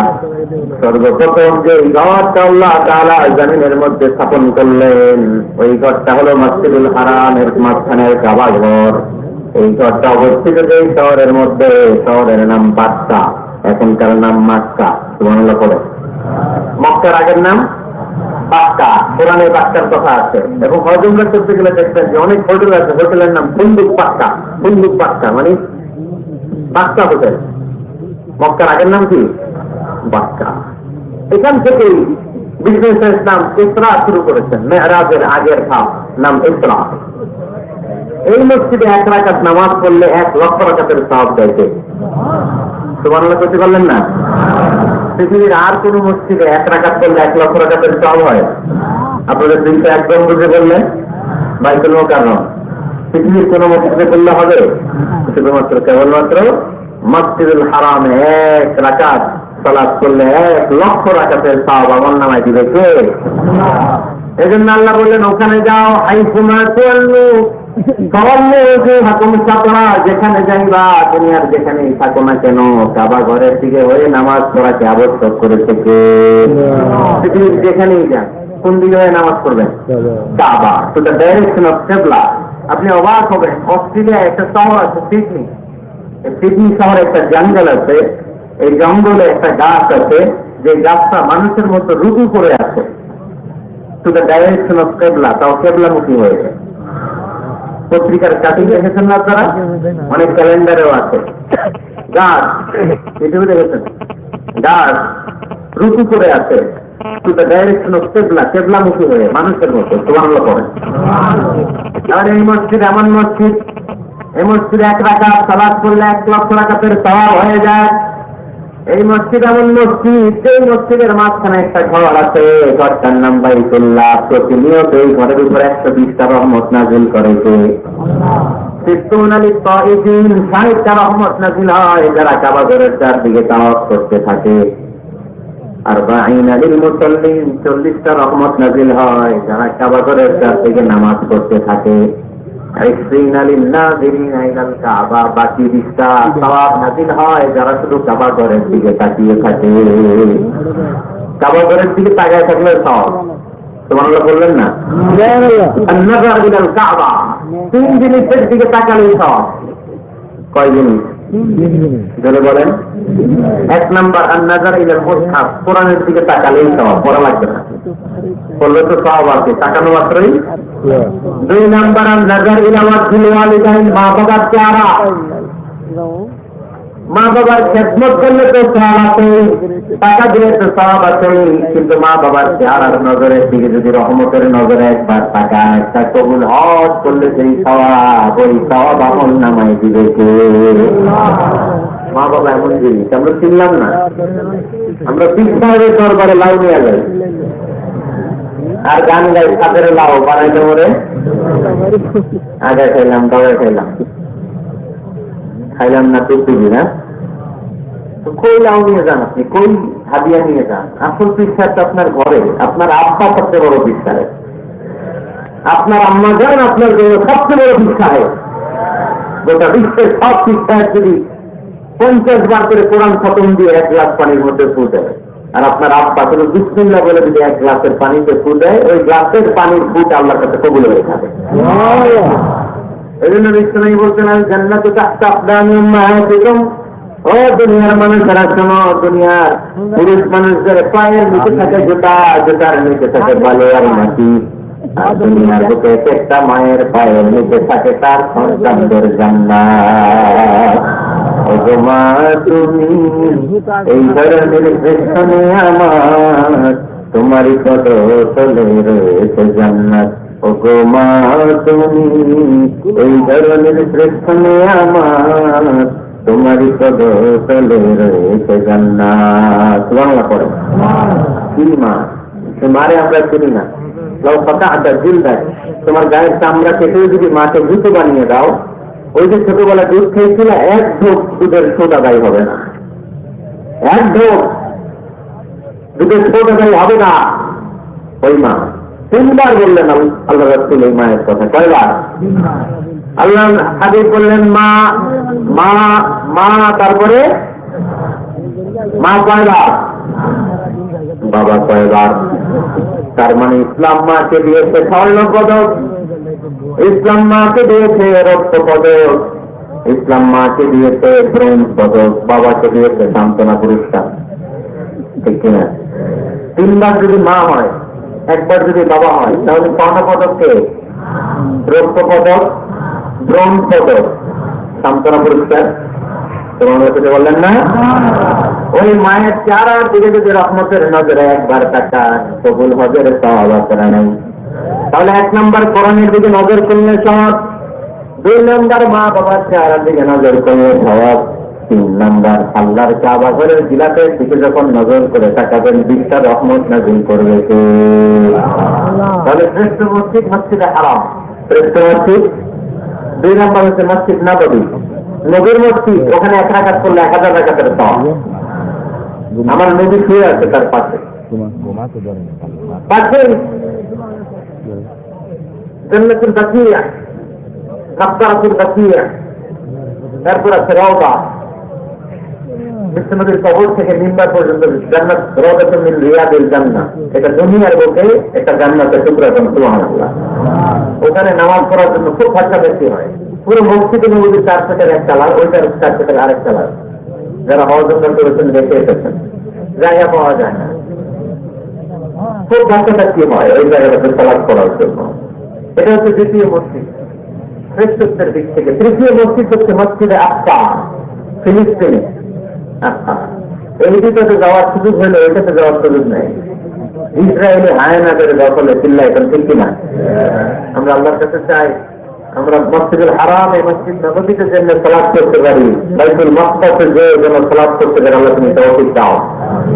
বাইতুল মাকদাসে 1 রাকাত করলে 250 রাকাতের সওয়াব, আরেক বর্ণনা এসেছে 500 রাকাতের সওয়াব। এই চিন্তার করে দুনিয়ার যত বড় মসজিদ হোক না কেন, সবগুলোর সওয়াব সমান। বাংলা পড়ে তাহলে আমরা মসজিদ আওয়াজ করতে চাই, কি করতে চাই? এই মসজিদ হচ্ছে আমাদের মুসলমানদের সামাজিক ঐক্যের কেন্দ্রবিন্দু। সামাজিক ঐক্যের কেন্দ্রবিন্দু আমাদের মসজিদ, বুঝতে হবে। এটা খ্রিস্টানদের চার্চের মতো, এটা ইহুদিদের সিনাগোগের মতো, এটা শিখদের গুরুদুয়ারার মতো গতানুগতিক কোন ইবাদত ভাবে উপাসনা কেন্দ্র নয়। এটা আমাদের ঐক্যের ভিত্তি। জিল্লা বলেন ঠিক না? বিশ্বনবী মসজিদে নববী থেকে সব করেছেন।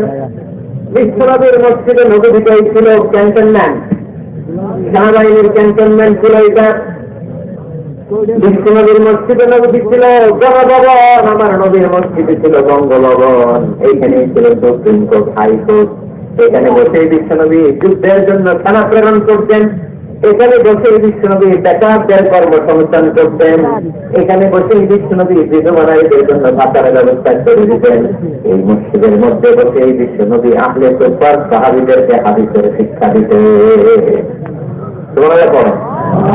এই জন্য মসজিদের নানামুখী ব্যবহার আছে। আমরা শুধু এটা ইবাদতের জন্য রাখি, কিন্তু বিশেষ এটাকে নানা কাজে লাগিয়ে থাকি। আমাদের মসজিদগুলোকে আমরা শুধুমাত্র জিকির আর সালাতের জন্য নির্ধারণ করেছি, কিন্তু বিশেষ ইসলাম নানামুখী কাজ এই মসজিদের ভিতরে করেছে। মসজিদের নববী বাচ্চাদের জন্য উন্মুক্ত ছিল, নারীদের জন্য উন্মুক্ত ছিল, হিজরাতের জন্য উন্মুক্ত ছিল। তোমার বলতে পারবেন না? হিজরাত এলাকায় টাঙ্গাইলে দেখলে কি করেন? চেষ্টারি মারেন, আছেন আপনাকে মারে, হ্যাঁ ওরাই মারে, টাকা দাবি করে না। এই প্রস্তাব ওদের না, প্রস্তাব আমাদের। ওদেরকে তৃতীয় লিঙ্গ হিসেবে স্বীকৃতি দিয়েও ওদের সব ধরনের সুযোগ সুবিধা গভর্নমেন্ট হয়তো এখনো দিয়ে থাকতে পারে। এটা গভর্নমেন্টের দায়িত্ব।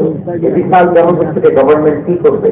2008 সালে ভোটাধিকার দেওয়া হয়েছিল, তারপরেও কোথাও এদের জন্য নাম নাই। একটা বাচ্চা যদি হিজড়া হয়ে জন্মায়, মা বাবা তার পরিচয় কারণ কাছে দিতে চায় না, লজ্জায়। এটা স্কুলে ভর্তি করে, স্কুলের ফর্মে আছে ছেলে বা মেয়ে, এটার কোন জায়গায় দিব? ছেলেকে না মেয়েকে? এই জন্য এরাও সমাজে বিচ্ছিন্ন, আলাদা। এরা সুস্থ থাকে যে আমার মতো কে আছে, তখন এরা হিজড়া করায় চলে যায়। যে একসাথে থাকে একজনের নেতৃত্বে ঘরের গাড়ি আসছে, আর তার 5 লাখ টাকা দেয়, নাইলে তোর খবর আছে। আপনারা নেই নতুন বাচ্চা হলে কাঁথা চুলাইতে দেখে ওরা দিয়ে হামলা করে, বাচ্চারা নিয়ে খেলাধুলা শুরু করে। তো ওদেরকে তো আমরা কর্মসংস্থানের ব্যবস্থা করি নাই তো আমরা। পৃথিবীর বিভিন্ন দেশের সুপার শপে দেখবেন হিজড়া, এটা করি না যারা। আমারও একটা সন্তান হিজড়া হইতে পারে না, আপনার একটা সন্তান ছেলে মেয়ে কোনটা না দিয়ে হিজড়া হইতে পারে না। আমি যে ছেলে হয়েছি কার ইচ্ছায়, আমার বোন যে মেয়ে হয়েছে কার ইচ্ছায়, হিজড়া রাত্রে ভিতরা হয়ে দুনিয়ায় আসতো, এটাও কার ইচ্ছায়। আপনি ইচ্ছা টাকা কর্মসংস্থানের ব্যবস্থা করবেন। হিজড়াদেরকে দেখতে যেহেতু মানুষ বেড়ায়, এদেরকে আপনি রাস্তাঘাটের জ্যাম ঠিক করার দায়িত্ব দিয়ে দেন, কেউ আর উল্টা মতো যাবে না, ঠিক না? পুলিশের দায়িত্ব দিয়ে দেন, রাস্তাঘাটে এরা বাড়াইলে লাগবে না, যেতে ভয় পায় মানুষ, ঠিক না? এগুলো তো কাজে লাগাইতে হবে। জনসংখ্যাকে যদি জনশক্তিকে আমরা রূপান্তরিত করতে না করে, তাহলে বিপদ আসবে না। বলছিলাম আমার নবীর মসজিদ এটা ফেরত জন্য মসজিদ না, মুসলমানদের মসজিদ খ্রিস্টানদের গির্জার মতো, হিন্দুদের মন্দিরের মতো না, ইহুদিদের সিনাগোগের মতো না, খ্রিস্টের গুরুদ্বারার মতো না। মুসলমানদের মসজিদ এটা মুসলমানদের সামাজিক ঐক্যের প্রাণ কেন্দ্র, ঠিক না? মসজিদে নবী সবার জন্য খোলা, বাচ্চারা যেত। আমরা কি বাচ্চাদেরকে মসজিদে রেখে দেই? কি করি? দমক দেয়, বিশেষ করে মুরব্বী বাবারা দমক দেয়, রেগে যায়। সব মুরব্বীরা না, সব মুরব্বীদেরকে আমি এক পাল্লায় মাপছি না। মুরব্বী বাজানেরা যারা আছেন, বাচ্চাদেরকে মসজিদ থেকে তাড়িয়ে দিয়েন না, ধমক দিয়েন না। আজকে যদি ধমক দিয়ে তাড়াই দিচ্ছেন, আর আসবে না, ঠিক না? আর আসবে না। একবার যদি অভিজ্ঞতা নিয়ে একটা ছোট্ট সুনামনির মসজিদ থেকে বের হয়ে যায়, তাহলে আর কোনদিন মসজিদ মুখী করা যাবে না। আর ওরা যদি আপনি একটা চকলেট দেন, প্রত্যেকটা ইমাম সাহেবের উচিত মসজিদের চকলেট নিয়ে যাওয়া, বাচ্চা দেখলেই চকলেট দিতে হবে, ঠিক না? ওর স্মৃতিতে এটা থাকবে। বড় হয়ে গল্প করবে, আমাদের এলাকায় ইমাম চকলেট দিতে আমাদেরকে। কত সুন্দর অভিজ্ঞতা থাকবে তার। আর যদি ধমক দেন, বলবেন ইমাম আসলে একটা বতের আর্থিক মসজিদের ঢুকলে আমাদের ঠান্ডাইতে খালি সেই বেলায় এটা চকলেট দিয়ে জীবন আপনার স্মরণ রাখবে। এজন্য বাচ্চাদেরকে কখনো মসজিদ থেকে তাড়িয়ে দেওয়া যাবে। মসজিদের অভিযোগে যদি বাচ্চা ঢুকতে পারে, আমাদের মসজিদে কি সমস্যা? তুরস্ক একটা দেশ আছে, নাম শুনছেন? তুরস্কের মসজিদের দেয়ালে দেয়ালে লেখা থাকে, জামাত চলাকালীন অবস্থায় পিছনে যদি বাচ্চাদের কিচির মিচির, চিৎকার চেঁচামেচি, হই হুল্লোড়ের আওয়াজ আপনি শুনতে না পান, তাহলে নেক্সট জেনারেশনকে নিয়ে আপনি চিন্তায় থাকেন। কারণ আপনার নেক্সট জেনারেশন নাতি পুতে এগুলো নামাজে হচ্ছে না, ঠিক কিনা?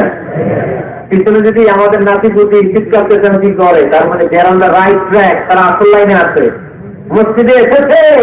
যদিও আজকে দুষ্টামি করে, সময়ের বিবর্তনে, কালের আবর্তনে, বয়সটা একটু বড় হলেই ও বুঝতে যাবে এখানে দুষ্টামি করা যায় না, এখানে ইবাদত করতে হয় একজনের যিনিকে। কিন্তু ওকে আসার সুযোগটা দিতে হবে। আপনি যদি ধমক দিয়ে বের করবেন, আর কোনোদিন আসবে? মুরব্বীরা আর কোনোদিন আমরা বাচ্চাদেরকে ধমক দিব না, ইনশাআল্লাহ বলেন। মুরব্বীরা বলেন ইনশাআল্লাহ। বিশ্ব নবীর মসজিদে নববীতে প্রথমে দাঁড়াতো পুরুষরা, যারা তারপরে দাঁড়াতো হিজড়ারা, তারপরে দাঁড়াতো ছোট্ট বাচ্চারা, একেবারে শেষের দিকে দাঁড়াতো নারীরা, ঠিক কিনা? কিন্তু আমরা নারীদেরকে মসজিদে ঢুকতে দেই না। এই জন্য বাজারে যদি বের হয়, কলেজে যদি যায়, লম্বা সময়ের জন্য ঘর থেকে বের হইলে নামাজগুলো কাজা হয়ে যায়, ঠিক কিনা? এই পরিবর্তিত বিশ্ব ব্যবস্থা এখন নারীদেরকে চিকিৎসা নেওয়ার জন্য হসপিটালে যেতে হয়, শিক্ষার জন্য ইউনিভার্সিটিতে যেতে হয়, নানা কাজে বাইরে যেতে হয়, এই লম্বা সময়ের মাঝখানে যদি কোনো সালাদ থাকে, এই সালাদটাকে পড়বেই করি। আপনারা তো ব্যবস্থা রাখেন নাই মসজিদে। মসজিদে একটা সুন্দর করে ব্যবস্থা রেখে দিবেন নারীদের, যাতে ওনারা ওইখানে যে সেফটি সিকিউরিটির সাথে নামাজটা করতে পারে, নামাজ যেন কাজা না হয়। ও বুঝিও তো হুন্না খাইরুল্লাহ হুন্না, যদিও নারীদের জন্য ঘরে নামাজ পড়লে বেশি সওয়াব, কিন্তু কখনো যদি কাজে বাইরে বের হয়ে যায়, নামাজের সময় যাতে নামাজ কাজা না হয়, এজন্য মসজিদের এক জায়গায় নারীদের জন্য জায়গা থাকার দরকার আছে। ইয়াং ছেলেরা মসজিদে যেতে চায় না, মসজিদ কেন্দ্রিক না, ক্রিকেট খেলা দেখতে যায়, আড্ডা মারতে যায়, ঘোরাফেরা করতে যায়, মসজিদে যায় না। কারণ মসজিদে তাদেরকে আকর্ষণ করার মতো অ্যাট্রাক্টিভ কোন অ্যাক্টিভিটিস আমরা মসজিদে রাখতে পারি না। ওদের তো একটা কাজ লাগছে। ইয়াংরা টিম ওয়ার্ক পছন্দ করে, কি করে?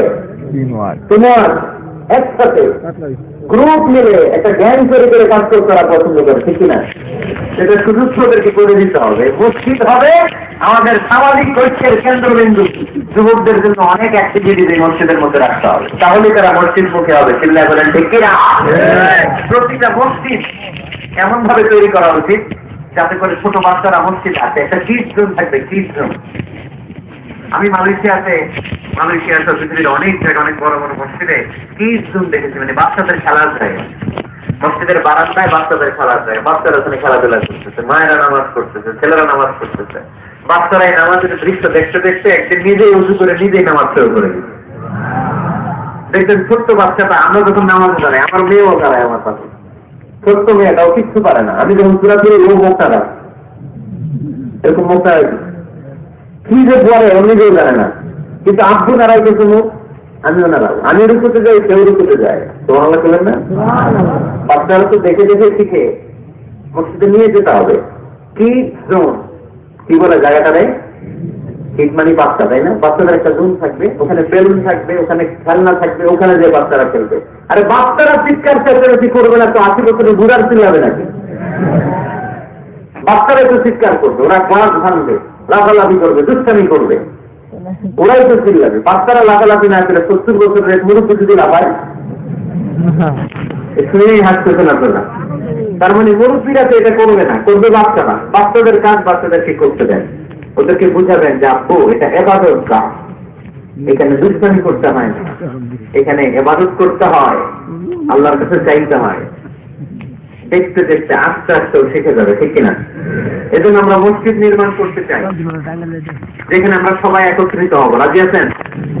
এবার আপনাদেরকে বলছিলাম যে শেষে দুইটা মজার জিনিস আছে, এই দুইটা মজার জিনিস দিয়ে আজকের আলোচনা শেষ করবো। এক হচ্ছে একটা এরকম চমৎকার মসজিদের মাস্টার প্ল্যান দিব আজকে আপনাদেরকে, কিভাবে এই মসজিদটা করতে হয়। আমি চাই 64টা জেলায় এরকম 64টা মসজিদ হয়। তো রাজি আছেন তো? শুনলেন? ও অনেক রাত হয়ে গেছে, শেষ করে দিব। শুনবেন আলোচনা কি চলবে? তাহলে আর কয়েক মিনিটে আমরা মাস্টার প্ল্যানটা শুনবো, কি কি অ্যাক্টিভিটিস মসজিদে রাখবো এটা আমরা শুনবো ইনশাল্লাহ পরে। একটা প্রাণবন্ত মসজিদের অবকাঠামো, একটা প্রাণবন্ত মসজিদ যদি আমরা করতে চাই কি কি লাগবে? নাম্বার 1, যোগ্য ইমাম লাগবে। কি লাগবে? ইমাম। অনেক বড় দায়িত্ব। সমাজে কি চলছে, কি ক্রাইসিস, এই ক্রাইসিস, এই সংকট থেকে উত্তরণের উপায় কি? ইমাম করতে যদি আমাদেরকে এটা অ্যাড্রেসই করতে না পারে, ওই ইমাম দিয়ে আমরা কি করবো? কথাটা নাকি আমি নামাজ পড়াইতে পারি না, ক্যামেরাম্যান করে না, সভাপতি সাহেব করে না, ইমাম লাগবে কেন আমাদের? আমরা এটা নামাজ করতে পারি। ইমাম মানে তো নেতা,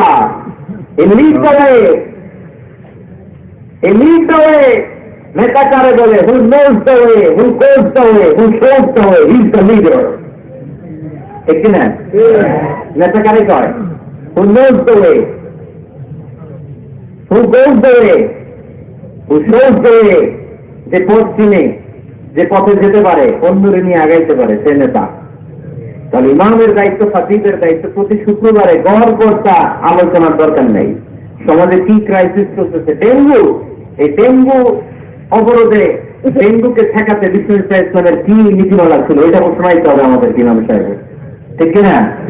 প্রচন্ড শীতের প্রকোপে কাঁপতে পুরো বাংলাদেশ, শীতকালে বিশ্বনবী কি আমল করতে, এটা শোনাইতে হবে এখন আমাদেরকে।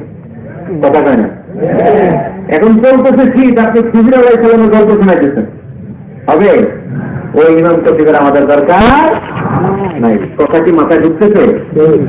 কারেন্ট ওয়ার্ল্ডে কি চলে, কারেন্ট অ্যাফেয়ার্স কি চলে, ওইটার আলোকে ইসলামের সমাধান কি? ইমাম যদি এটা শোনাতে পারে, হি is our imam, he is our khatib, our khatib should be disqualified personality, এরকম লোক হইতে হবে। তাহলে একটা প্রাণবন্ত মসজিদের যে অবকাঠামো, আপনাদেরকে একটা মাস্টার প্ল্যানটা দেই। নাম্বার 1, একজন যোগ্য ইমাম, যোগ্য খতিবের দরকার, যাদের বেতন হবে কমসে কম 1 লাখ টাকা। কত? এইবার আর আমরা নাই, অহন আমি নাই, অহন আপনি থাকেন, বুঝলেন না? বুঝলেন না? ওইরকম নিয়ম পাওয়া যাওয়া যাবে না, যাবে। মাশাআল্লাহ, শোনেন, জরুরি আলাপ, এটা জরুরি আলাপ আপনাদের সাথে। নাম্বার 2, প্রশস্ত এবং বড় এরিয়া নিয়ে মসজিদ করতে হবে, ছোট জায়গা নিয়ে না। একটা মসজিদ করতে হবে কমসে কম 50 বিঘা জায়গার উপর। কয় বিঘা? 50 বিঘা। ওই যে ডরাই গেছে, 50 বিঘা একটা জায়গা হইল। এরকম জায়গা দেওয়ার মানুষ অনেক আছে, ওনারা এরকম সুন্দর মাস্টার প্ল্যান দিতে হইলে আজকের এটার পরে যে কত ফোন কল আমার কাছে আসবে যে হুজুর আমি 50 কোটি টাকা নিয়ে রেডি, আপনি এসে উদ্বোধন করে দিয়ে যাবেন মসজিদ। শুনবেন আপনারা কয়েকদিন পরে, আজকের এই আলোচনার পর ইনশাল্লাহ পরে। অনেক বড় প্রশস্ত এরিয়া নিয়ে আপনার মসজিদ করতে হবে। ঢাকার মসজিদ গুলো দেখছেন চিপা গলি, এটা যে মসজিদ বোঝাই যায় না। আরে মসজিদের স্থান সৌকতার ইমেজ দেখে বিপদী ভাইয়েরা মুসলমান হওয়ার জন্য পাগল হয়ে যাবে, মসজিদে ঢুকার জন্য পাগল হয়ে যাবে। কি সুন্দর মসজিদ তোমাদের, কত চমৎকার ফ্যান্টাস্টিক মার্ভেলাস মসজিদ তোমাদের। দেখতে যাবো আমরা, দেখতে যাইও। মালয়েশিয়াতে 4টা বড় মসজিদ আছে, 2টা পুত্রাজয় আছে। একটার নাম স্টিল মস্ক, মিজান টঙ্কু জাইনুল আবেদিন মস্ক, বিশাল। আরেকটা আছে পুত্রা মস্ক, মাসির মোহাম্মদ ওখানে সালাত করে, ডক্টর জাকির নায়েক সালাত করে, আমি যাই মাঝে মাঝে মসজিদে। এরপর মসজিদ বিলায়া আছে একটা, বিলায়া 61 ফেডারেল টেরিটরি মস্ক, আল্লাহু আকবার, তুরস্কের ব্লু মস্কের আসলে করা। আরেকটা আছে মালয়েশিয়ার জাতীয় মসজিদ নেগারা মসজিদ, নেগারা বলে এটাকে, জাতীয় মসজিদ। এত সুন্দর মসজিদ, বিশাল এরিয়া নিয়ে। মসজিদ ছিল ছোট জায়গা হবে না, বিশাল এরিয়া নিয়ে। 5 জায়গা নামাজের জন্য আলাদা ছোট্ট মসজিদ জায়গা হতে পারে, কিন্তু জামে মসজিদ হলে এটা ছোট বানাইলে চলবে? এটা যদি আমাদের সামাজিক ঐক্যের কেন্দ্রবিন্দু হয়, এটা তো অনেক বড় গ্যাদারিং এর জায়গা থাকতে হবে, ঠিক না? বিশাল এরিয়া নিয়ে মসজিদ হতে হবে। 2 নম্বর, পর্যাপ্ত পার্কিং ব্যবস্থা থাকতে হবে মসজিদে। একমত না দ্বিমত? এইখানে যদি আপনি জগৎ বিখ্যাত আলেম রাখেন, খতিব রাখেন, যিনি প্রতি সপ্তাহে কি ঘটে বাংলাদেশে ওইটারে কোরআন হাদিসের আলোকে ব্যাখ্যা করে, তো ওনার কথা শোনার জন্য এরকম লাখ লাখ লোক যারা হবে না, এরা একটা প্রাইভেট কার নিয়ে আসবে। অনেক এলিট লোকেরা প্রাইভেট কার নিয়ে আসবে ওনার কথা শোনার জন্য। অনেকে নিজের হুন্ডা চালায় আসবে, সাইকেল নিয়ে আসবে। সেগুলো রাখবে কোথায়? রাস্তার জ্যামটা যাবেন নাকি? না, বিশাল পার্কিং লট থাকবে। এই পার্কিং লটে প্রত্যেকে পার্কিং এর ব্যবস্থা থাকবে। প্রয়োজনে এই পার্কিং এর মধ্যে দিয়ে আইডিয়া জেনারেটিং একটা সিস্টেম আপনি করতে পারেন। গাড়ি পার্ক করলে 20 টাকা, হুন্ডা পার্ক করলে 10 টাকা। এক জায়গায় আমার মাহফিলে শুধু পার্কিং দিয়ে কামাইছে 7 লক্ষ টাকা। সুবহানাল্লাহ নাই? সুবহানাল্লাহ। This is the idea. বর্তমান পৃথিবীতে আইডিয়ার বড় দাম। পার্কিং লট রাখতে হবে, বিশাল বড় পার্কিং লট। মসজিদ ছোট জায়গায় হবে না, অনেক বড় জায়গায় খোলামেলা ভেন্টিলেশন সিস্টেম থাকতে হবে। এরপরে মনোরম ওয়াশ এরিয়া লাগবে, ওয়াশ এরিয়া যেখানে সুন্দর অজু করা যায়, গোসল করা যায়। আমাদের বাংলাদেশের মসজিদের টয়লেটে ঢোকা যায়, দুর্গন্ধ তারে যায়, বদনার মধ্যে হাত দেওয়া যায় না, কিছু নাই। এই ক্লাস থেকে ক্লাস দিয়ে মোবাইলের ক্লাস বন্ধ করো। আমাদের মসজিদ গুলা টয়লেটের দিকে খেয়াল করছেন কেন? হিন্দুরা মুসলমান হবে কেন? কেন আসবে? দুর্গন্ধের জায়গায় আসবে কেন? আমি তো যেতে পারি না বাংলাদেশের কোন মসজিদের টয়লেট, আমি ঢুকতে পারি না। তো বদনাটা ধরা যায় না, তেলা পোটা মাথার তার মাথা টিকটিকি কান্দে রেখে রেখে পড়ে। আপনারা নাই? 6 মাসে পরিষ্কার করে না একবার। আপনি মালয়েশিয়ার মসজিদ গুলো যদি দেখেন, মসজিদে টয়লেটে ঢুকলে আপনার ঘুম চলে 5 স্টার হোটেলের মতন। এত সুন্দর লুকিং গ্লাস, এত সুন্দর ওয়াশ এরিয়া, লিকুইড সুপ পাওয়ার, অজু করে মসজিদে ঢুকলেই পরামটা জুড়ায় যায়। তাহলে সুন্দর ওয়াশ এরিয়া লাগবে, কি বলেন? লাগবে না? লাগবে। এরপরে মসজিদের বাইরে ফুলের বাগান লাগবে, ঠিক আছে? ইকো ফ্রেন্ডলি মস্ক বলে এটাকে, ইকো ফ্রেন্ডলি, পরিবেশ বান্ধব মসজিদ। মুসলিমরা যখন ঢুকবে ফুলের গন্ধের সৌরভে এমনি তো মন মাতোয়ারা। তোমার কথা বলেন না? আপনাদের কথাগুলো বুঝতে কষ্ট হচ্ছে মনে হয় না? বুঝতে সবাই ফুলের বাগান লাগবে, মসজিদের চারদিকে ফুলের বাগান, পাতাবাহার, ফুলের গাছ, সুগন্ধে মসজিদ থাকবে আমল। এরপরে মসজিদে বিশুদ্ধ পানি খাওয়ার ব্যবস্থা থাকতে হবে ফর ফ্রি। তিনটার দিয়ে বিভিন্ন জায়গায় পানির ব্যবস্থা, আল্লাহর বান্দারা নামাজ পড়তে আছে, পানি খাওয়ার জায়গাটাও নাই, এরকম মসজিদ আছে না নেই? সুন্দর পানি খাওয়ার ব্যবস্থা রাখতে হবে আপনাদের ওই মসজিদে। যে মসজিদটাকে সামাজিক ঐক্যের কেন্দ্রবিন্দু আপনারা বানাতে চান। হ্যাঁ, আপনারা বলছেন কারা কারা? কে আপনাদের? হ্যাঁ বলছেন, একসাথে যাবো। তাহলে ফুলের বাগান গেল না, এটাকে বলে ইকো ফ্রেন্ডলি মস্ক, পরিবেশ বান্ধব। বিশুদ্ধ খাবার কোন? এরপর লাগবে এয়ারফোন লাগবে, সিসি ক্যামেরা লাগবে, ক্লোজ সার্কিট ক্যামেরা, কোন সমস্যা হলে যদি ফুটেজ আমরা বের করতে পারি, কি বলেন? উন্নত কার্পেট লাগবে, ডিজিটাল সাউন্ড সিস্টেম লাগবে। অনেক জায়গায় আল্লাহু আকবার, ওদিকে মুকাব্বির তা আল্লাহু আকবার, মাইক নাই, মাইক নষ্ট। তো মাইক নষ্ট আপনি কি করছেন? ঠিক করেন না কেন? এগুলো ডিজিটাল সাউন্ড সিস্টেমের কোন বিকল্প নাই। এরপর জুতা রাখার নিরাপদ বাক্স লাগবে, ঠিক আছে? বড় লোকেরা মসজিদে যায় না জুতা চুরির ভয়ে, এক জুতার দাম 30,000 টাকা, মসজিদে যায় কিনা হারাবে নাকি? কথা বলেন। ওখানে যদি জুতা রাখার সিকিউরিটি বক্স থাকতো, উনি 10 টাকা দিয়ে হয়ে যায় ওখানে রাখতো, পরে টোকেন দিয়ে আবার নিজের কানে জুতা ফিরিয়ে নিত। কথা বলেন। প্রতিটা মসজিদে এরকম জুতা রাখার সুন্দর নিরাপদ বাক্সের দরকার আছে না নাই? তারপরে সূত্রা লাগবে, সূত্রা সুন্নত নামাজ পড়ার জন্য এই যে সূত্রা থাকে না, যাতে সামনে দিকে গেলেও সমস্যা নেই, এই সূত্রা গুলো লাগে। রেহাল লাগবে, টিস্যুর বক্স লাগবে, টাওয়ার লাগবে, আতরের বোতল লাগবে। মসজিদে বিভিন্ন জায়গায় আতরের বোতল থাকে, পারফিউম মেখে মেখে নামাজে জানাবে। আর রমাদানে এই মসজিদের ভিতরে একসাথে ইফতারি করার সুযোগ থাকতে হবে। কথা বলেন ঠিক কিনা?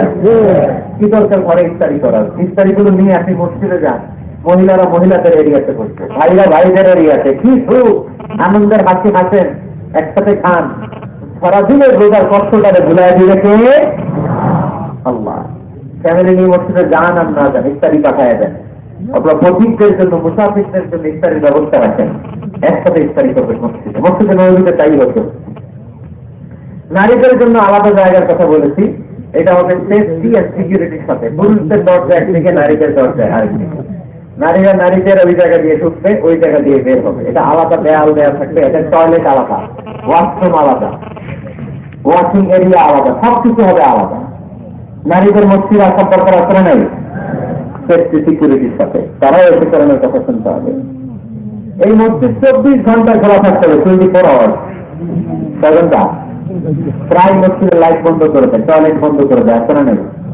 তাহাজ্জুদ করতে অনেকে যেতে পারে না। মুসাফির মানুষ রাত 12টার দিকে নামাজটা পড়বে, সুযোগ নেই, আছে না নেই? মসজিদের সিকিউরিটি গার্ড লাগবে, কড়া সিকিউরিটি গার্ড, চারদিকে সিকিউরিটি গার্ড থাকতে হবে। শিশুদের জন্য আলাদা জায়গার কথা বলেছি, এই মসজিদের সেমিনার হল থাকবে, কি থাকবে? এখানে প্রতি মাসের সেমিনার হতে হবে। কমিউনিটি সেন্টার থাকবে মসজিদের পাশে অ্যাটাচ করা, কি সেন্টার? এলাকার সব দিয়ে টাঙ্গাইলে এই মসজিদে হতে হবে। কথা কন। এজন্য তো মেয়েরা উলঙ্গ জামা পরে বিয়ের অনুষ্ঠানে না থেকে মসজিদে দিয়ে হয় না, এগুলো তো বাড়ির ছাদের উপরে দুম্বা চলে, দুম নাচানাচি, হিন্দি গান। মসজিদের কমিউনিটি সেন্টারে দিয়ে হলে হিন্দি সিনেমা লাগানোর সাহস কেউ পাবে? নারীগুলো সব হেজাব আর বোরকা পরে আসবে বিয়ের অনুষ্ঠানে, ঠিক না? সামান্য খেজুর বিতরণ করে দিয়েছে, এটাই বিয়ের অলিমা। এদিকে ইজাব, এদিকে কবুল, খেজুর ছিটাই দিলাম, হ্যাঁ বাড়িতে জানাব, হবে। সহজ না কঠিন? সহজ না কঠিন? কমিউনিটি সেন্টারে দিয়ে হবে, মসজিদের সাথে অ্যাটাচ করা। মসজিদের সাথে অ্যাটাচ লাইব্রেরি থাকতে হবে, কি থাকতে হবে? এই লাইব্রেরিতে পড়াশোনা করবে এলাকার লোকজন। সর্বশেষ মসজিদ ম্যানেজমেন্ট অফিস থাকবে। এই যে পুরো মসজিদের মাস্টার প্ল্যান আপনাদের সাথে শেয়ার করলাম, এটার ম্যানেজমেন্ট বিভাগ থাকার দরকার আছে না? এই ম্যানেজমেন্ট অফিস থাকতে হবে। এরকম মসজিদ বাংলাদেশে হোক, আমরা চাই কি চাই না? 34টি জেলায় 34টা লাগবে। আমি একটা করবো ঢাকায়, আর বাকি ব্যবসায়ীরা, বিজনেস ম্যাগনেট, সিআইপি যারা আছে আপনাদের এলাকায় আপনারা করবেন। যে কোনো সিআইপি, ভিআইপি, এমপি, মন্ত্রী আমার সাথে যোগাযোগ করতে পারেন। আমি আপনাদেরকে ইন ডিটেইল এই মাস্টার প্ল্যান দিব। আপনার জেলায় জেলায় মসজিদ করলে প্রয়োজনে আমি নিজে যে উদ্বোধন করে দিয়ে আসি। কিন্তু এরকম মডেল মত, ভালোবাসা দিয়া মডেল মত প্রতিটি জেলায় জেলায় বাংলাদেশের টাকার দরকার আছে নেই? শুধু নামাজের জায়গা বানায় রাখছি আমরা। কত কিছু করা যায়, কত নানামুখী কার্যক্রম আছে মসজিদে। এই মসজিদে তালিমুল কোরআনের প্রজেক্ট থাকবে, কোরআন শিক্ষার আসর, শিশুদের, মহিলাদের, বয়স্কদের দরকার আছে না নেই? আজীবন নামাজ পড়ি নাই, বুঝি নাই, ওয়াজগুলো শুনে এখন নতুন করে অনেকে বুঝতে দেখতেছে, হুজুর কি করবো, বয়স তো 50, নামাজের নিয়ম জানি না, কোরআন পড়তে পারি না। তাদের জন্য, বয়স্কদের জন্য কোরআন শিক্ষার আসর, শিশুদের জন্য কোরআন শিক্ষার আসর, তাহফিজুল কোরআন প্রজেক্ট থাকবে মসজিদে, Tahfizul Quran project, full time part time, 30 পারার হাফেজ, 5 পারার হাফেজ, 7 পারার হাফেজ, সমস্যা নেই। আমাদের দেশে মনে করে এক বাবার মাপ ছেলে একটারে হেডখানায় দিতে তুই 30 পারাই করবি, আর বাকি সাইড বলা ওদের ইংলিশ মিডিয়ামে দিতে তবু কোনো দায়িত্ব নাই, তোরা খালি জুম্মা চলে তো আছে না নেই? এটা একটা ভুয়া আইডিয়া। একজনে 30 পারা মুক্ত করবে, বাকি ছেলেগুলা করবে না, না এটা না, যে যতটুকু পারে। আরব দেশে, মিশরে আমি পড়াশোনা করেছি 5 বছর। আমি মিশরের ড্রাইভারদের সাথে দেখলে জিজ্ঞেস করতাম, হাবিবি আমেলে হাফিজ থেকে আমি গুজমিনাল কোরআন, কোরআনের কয়েক পারা মুখস্থ পারো? বলে মালিক বা আশ্রাতা আজ্জাবাত। সরি, আমি আসলে বেশি মুখস্থ করতে পারিনি, 10 পারা করছি। ড্রাইভার, সুবহানাল্লাহ নাই? মিশরের এমন কোন লোক নাই যারা 5 পারা 10 পারা কোরআনের হাফেজ না। তার মানে কোরআনের হাফেজ পার্ট টাইমও হওয়া যায়। ইংলিশ মিডিয়ামে পড়বে আপনার ছেলে, বিকেল বেলা পার্ট টাইম তাহাফিজে এসে কোরআন করবে, এরকম ছেলের দরকার আছে না নেই? ইংলিশেও কথা বলবে, কোরআনের ব্যাখ্যাও করে দিবে, চিল্লায় বলা ঠিক না? তালিমুল কোরআন প্রজেক্ট, তাহফিজুল কোরআন প্রজেক্ট, সাপ্তাহিক প্রশ্নোত্তর পর্ব থাকবে আপনাদের এই মডেল মসকে। জীবন ঘনিষ্ঠ কত প্রশ্ন বন্ধুদের থাকে আমাদের কাছে করে, এই প্রতিটা জেলার মসজিদ থেকে এগুলোর ফতোয়া দেওয়া হবে, ঠিক কিনা? মাসিক ধারাবাহিক তাফসীর প্রোগ্রাম চলবে মসজিদে। তাফসীর প্রোগ্রামে আজকে কি বলে গেছে সারা বছর আর খেয়াল থাকে না, কিন্তু প্রতি মাসে যদি এই জামে মসজিদে বিষয়ভিত্তিক তাফসীর হয় তাহলে ফিডব্যাক নেওয়ার সুযোগ আছে না নেই?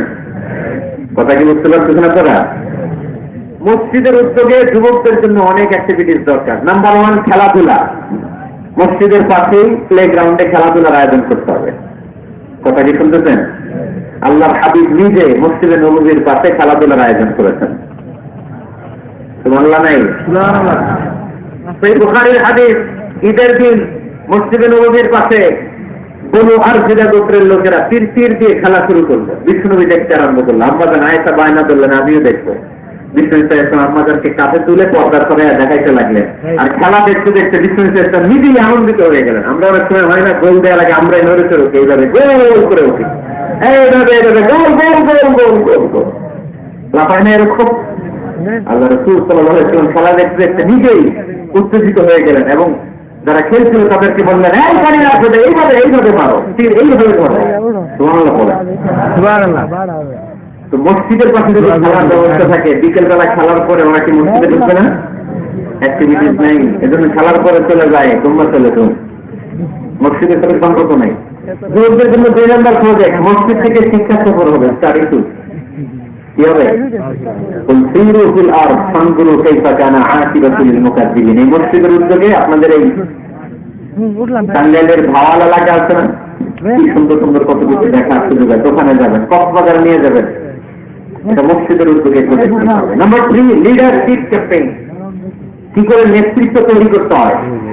আজকের শিশু আগামী দিনের ভবিষ্যৎ, আজকের যুবকরাই আগামীর বাংলাদেশ, ঠিক কিনা? কি করে লিডারশিপ কোয়ালিটি গ্রো করতে হয়, এই ক্যাম্পেইনে শিখানো হবে। সর্বশেষ যুবকদের জন্য যে থাকবে এই মসজিদে, এতে কাফি দেন। কি দেন?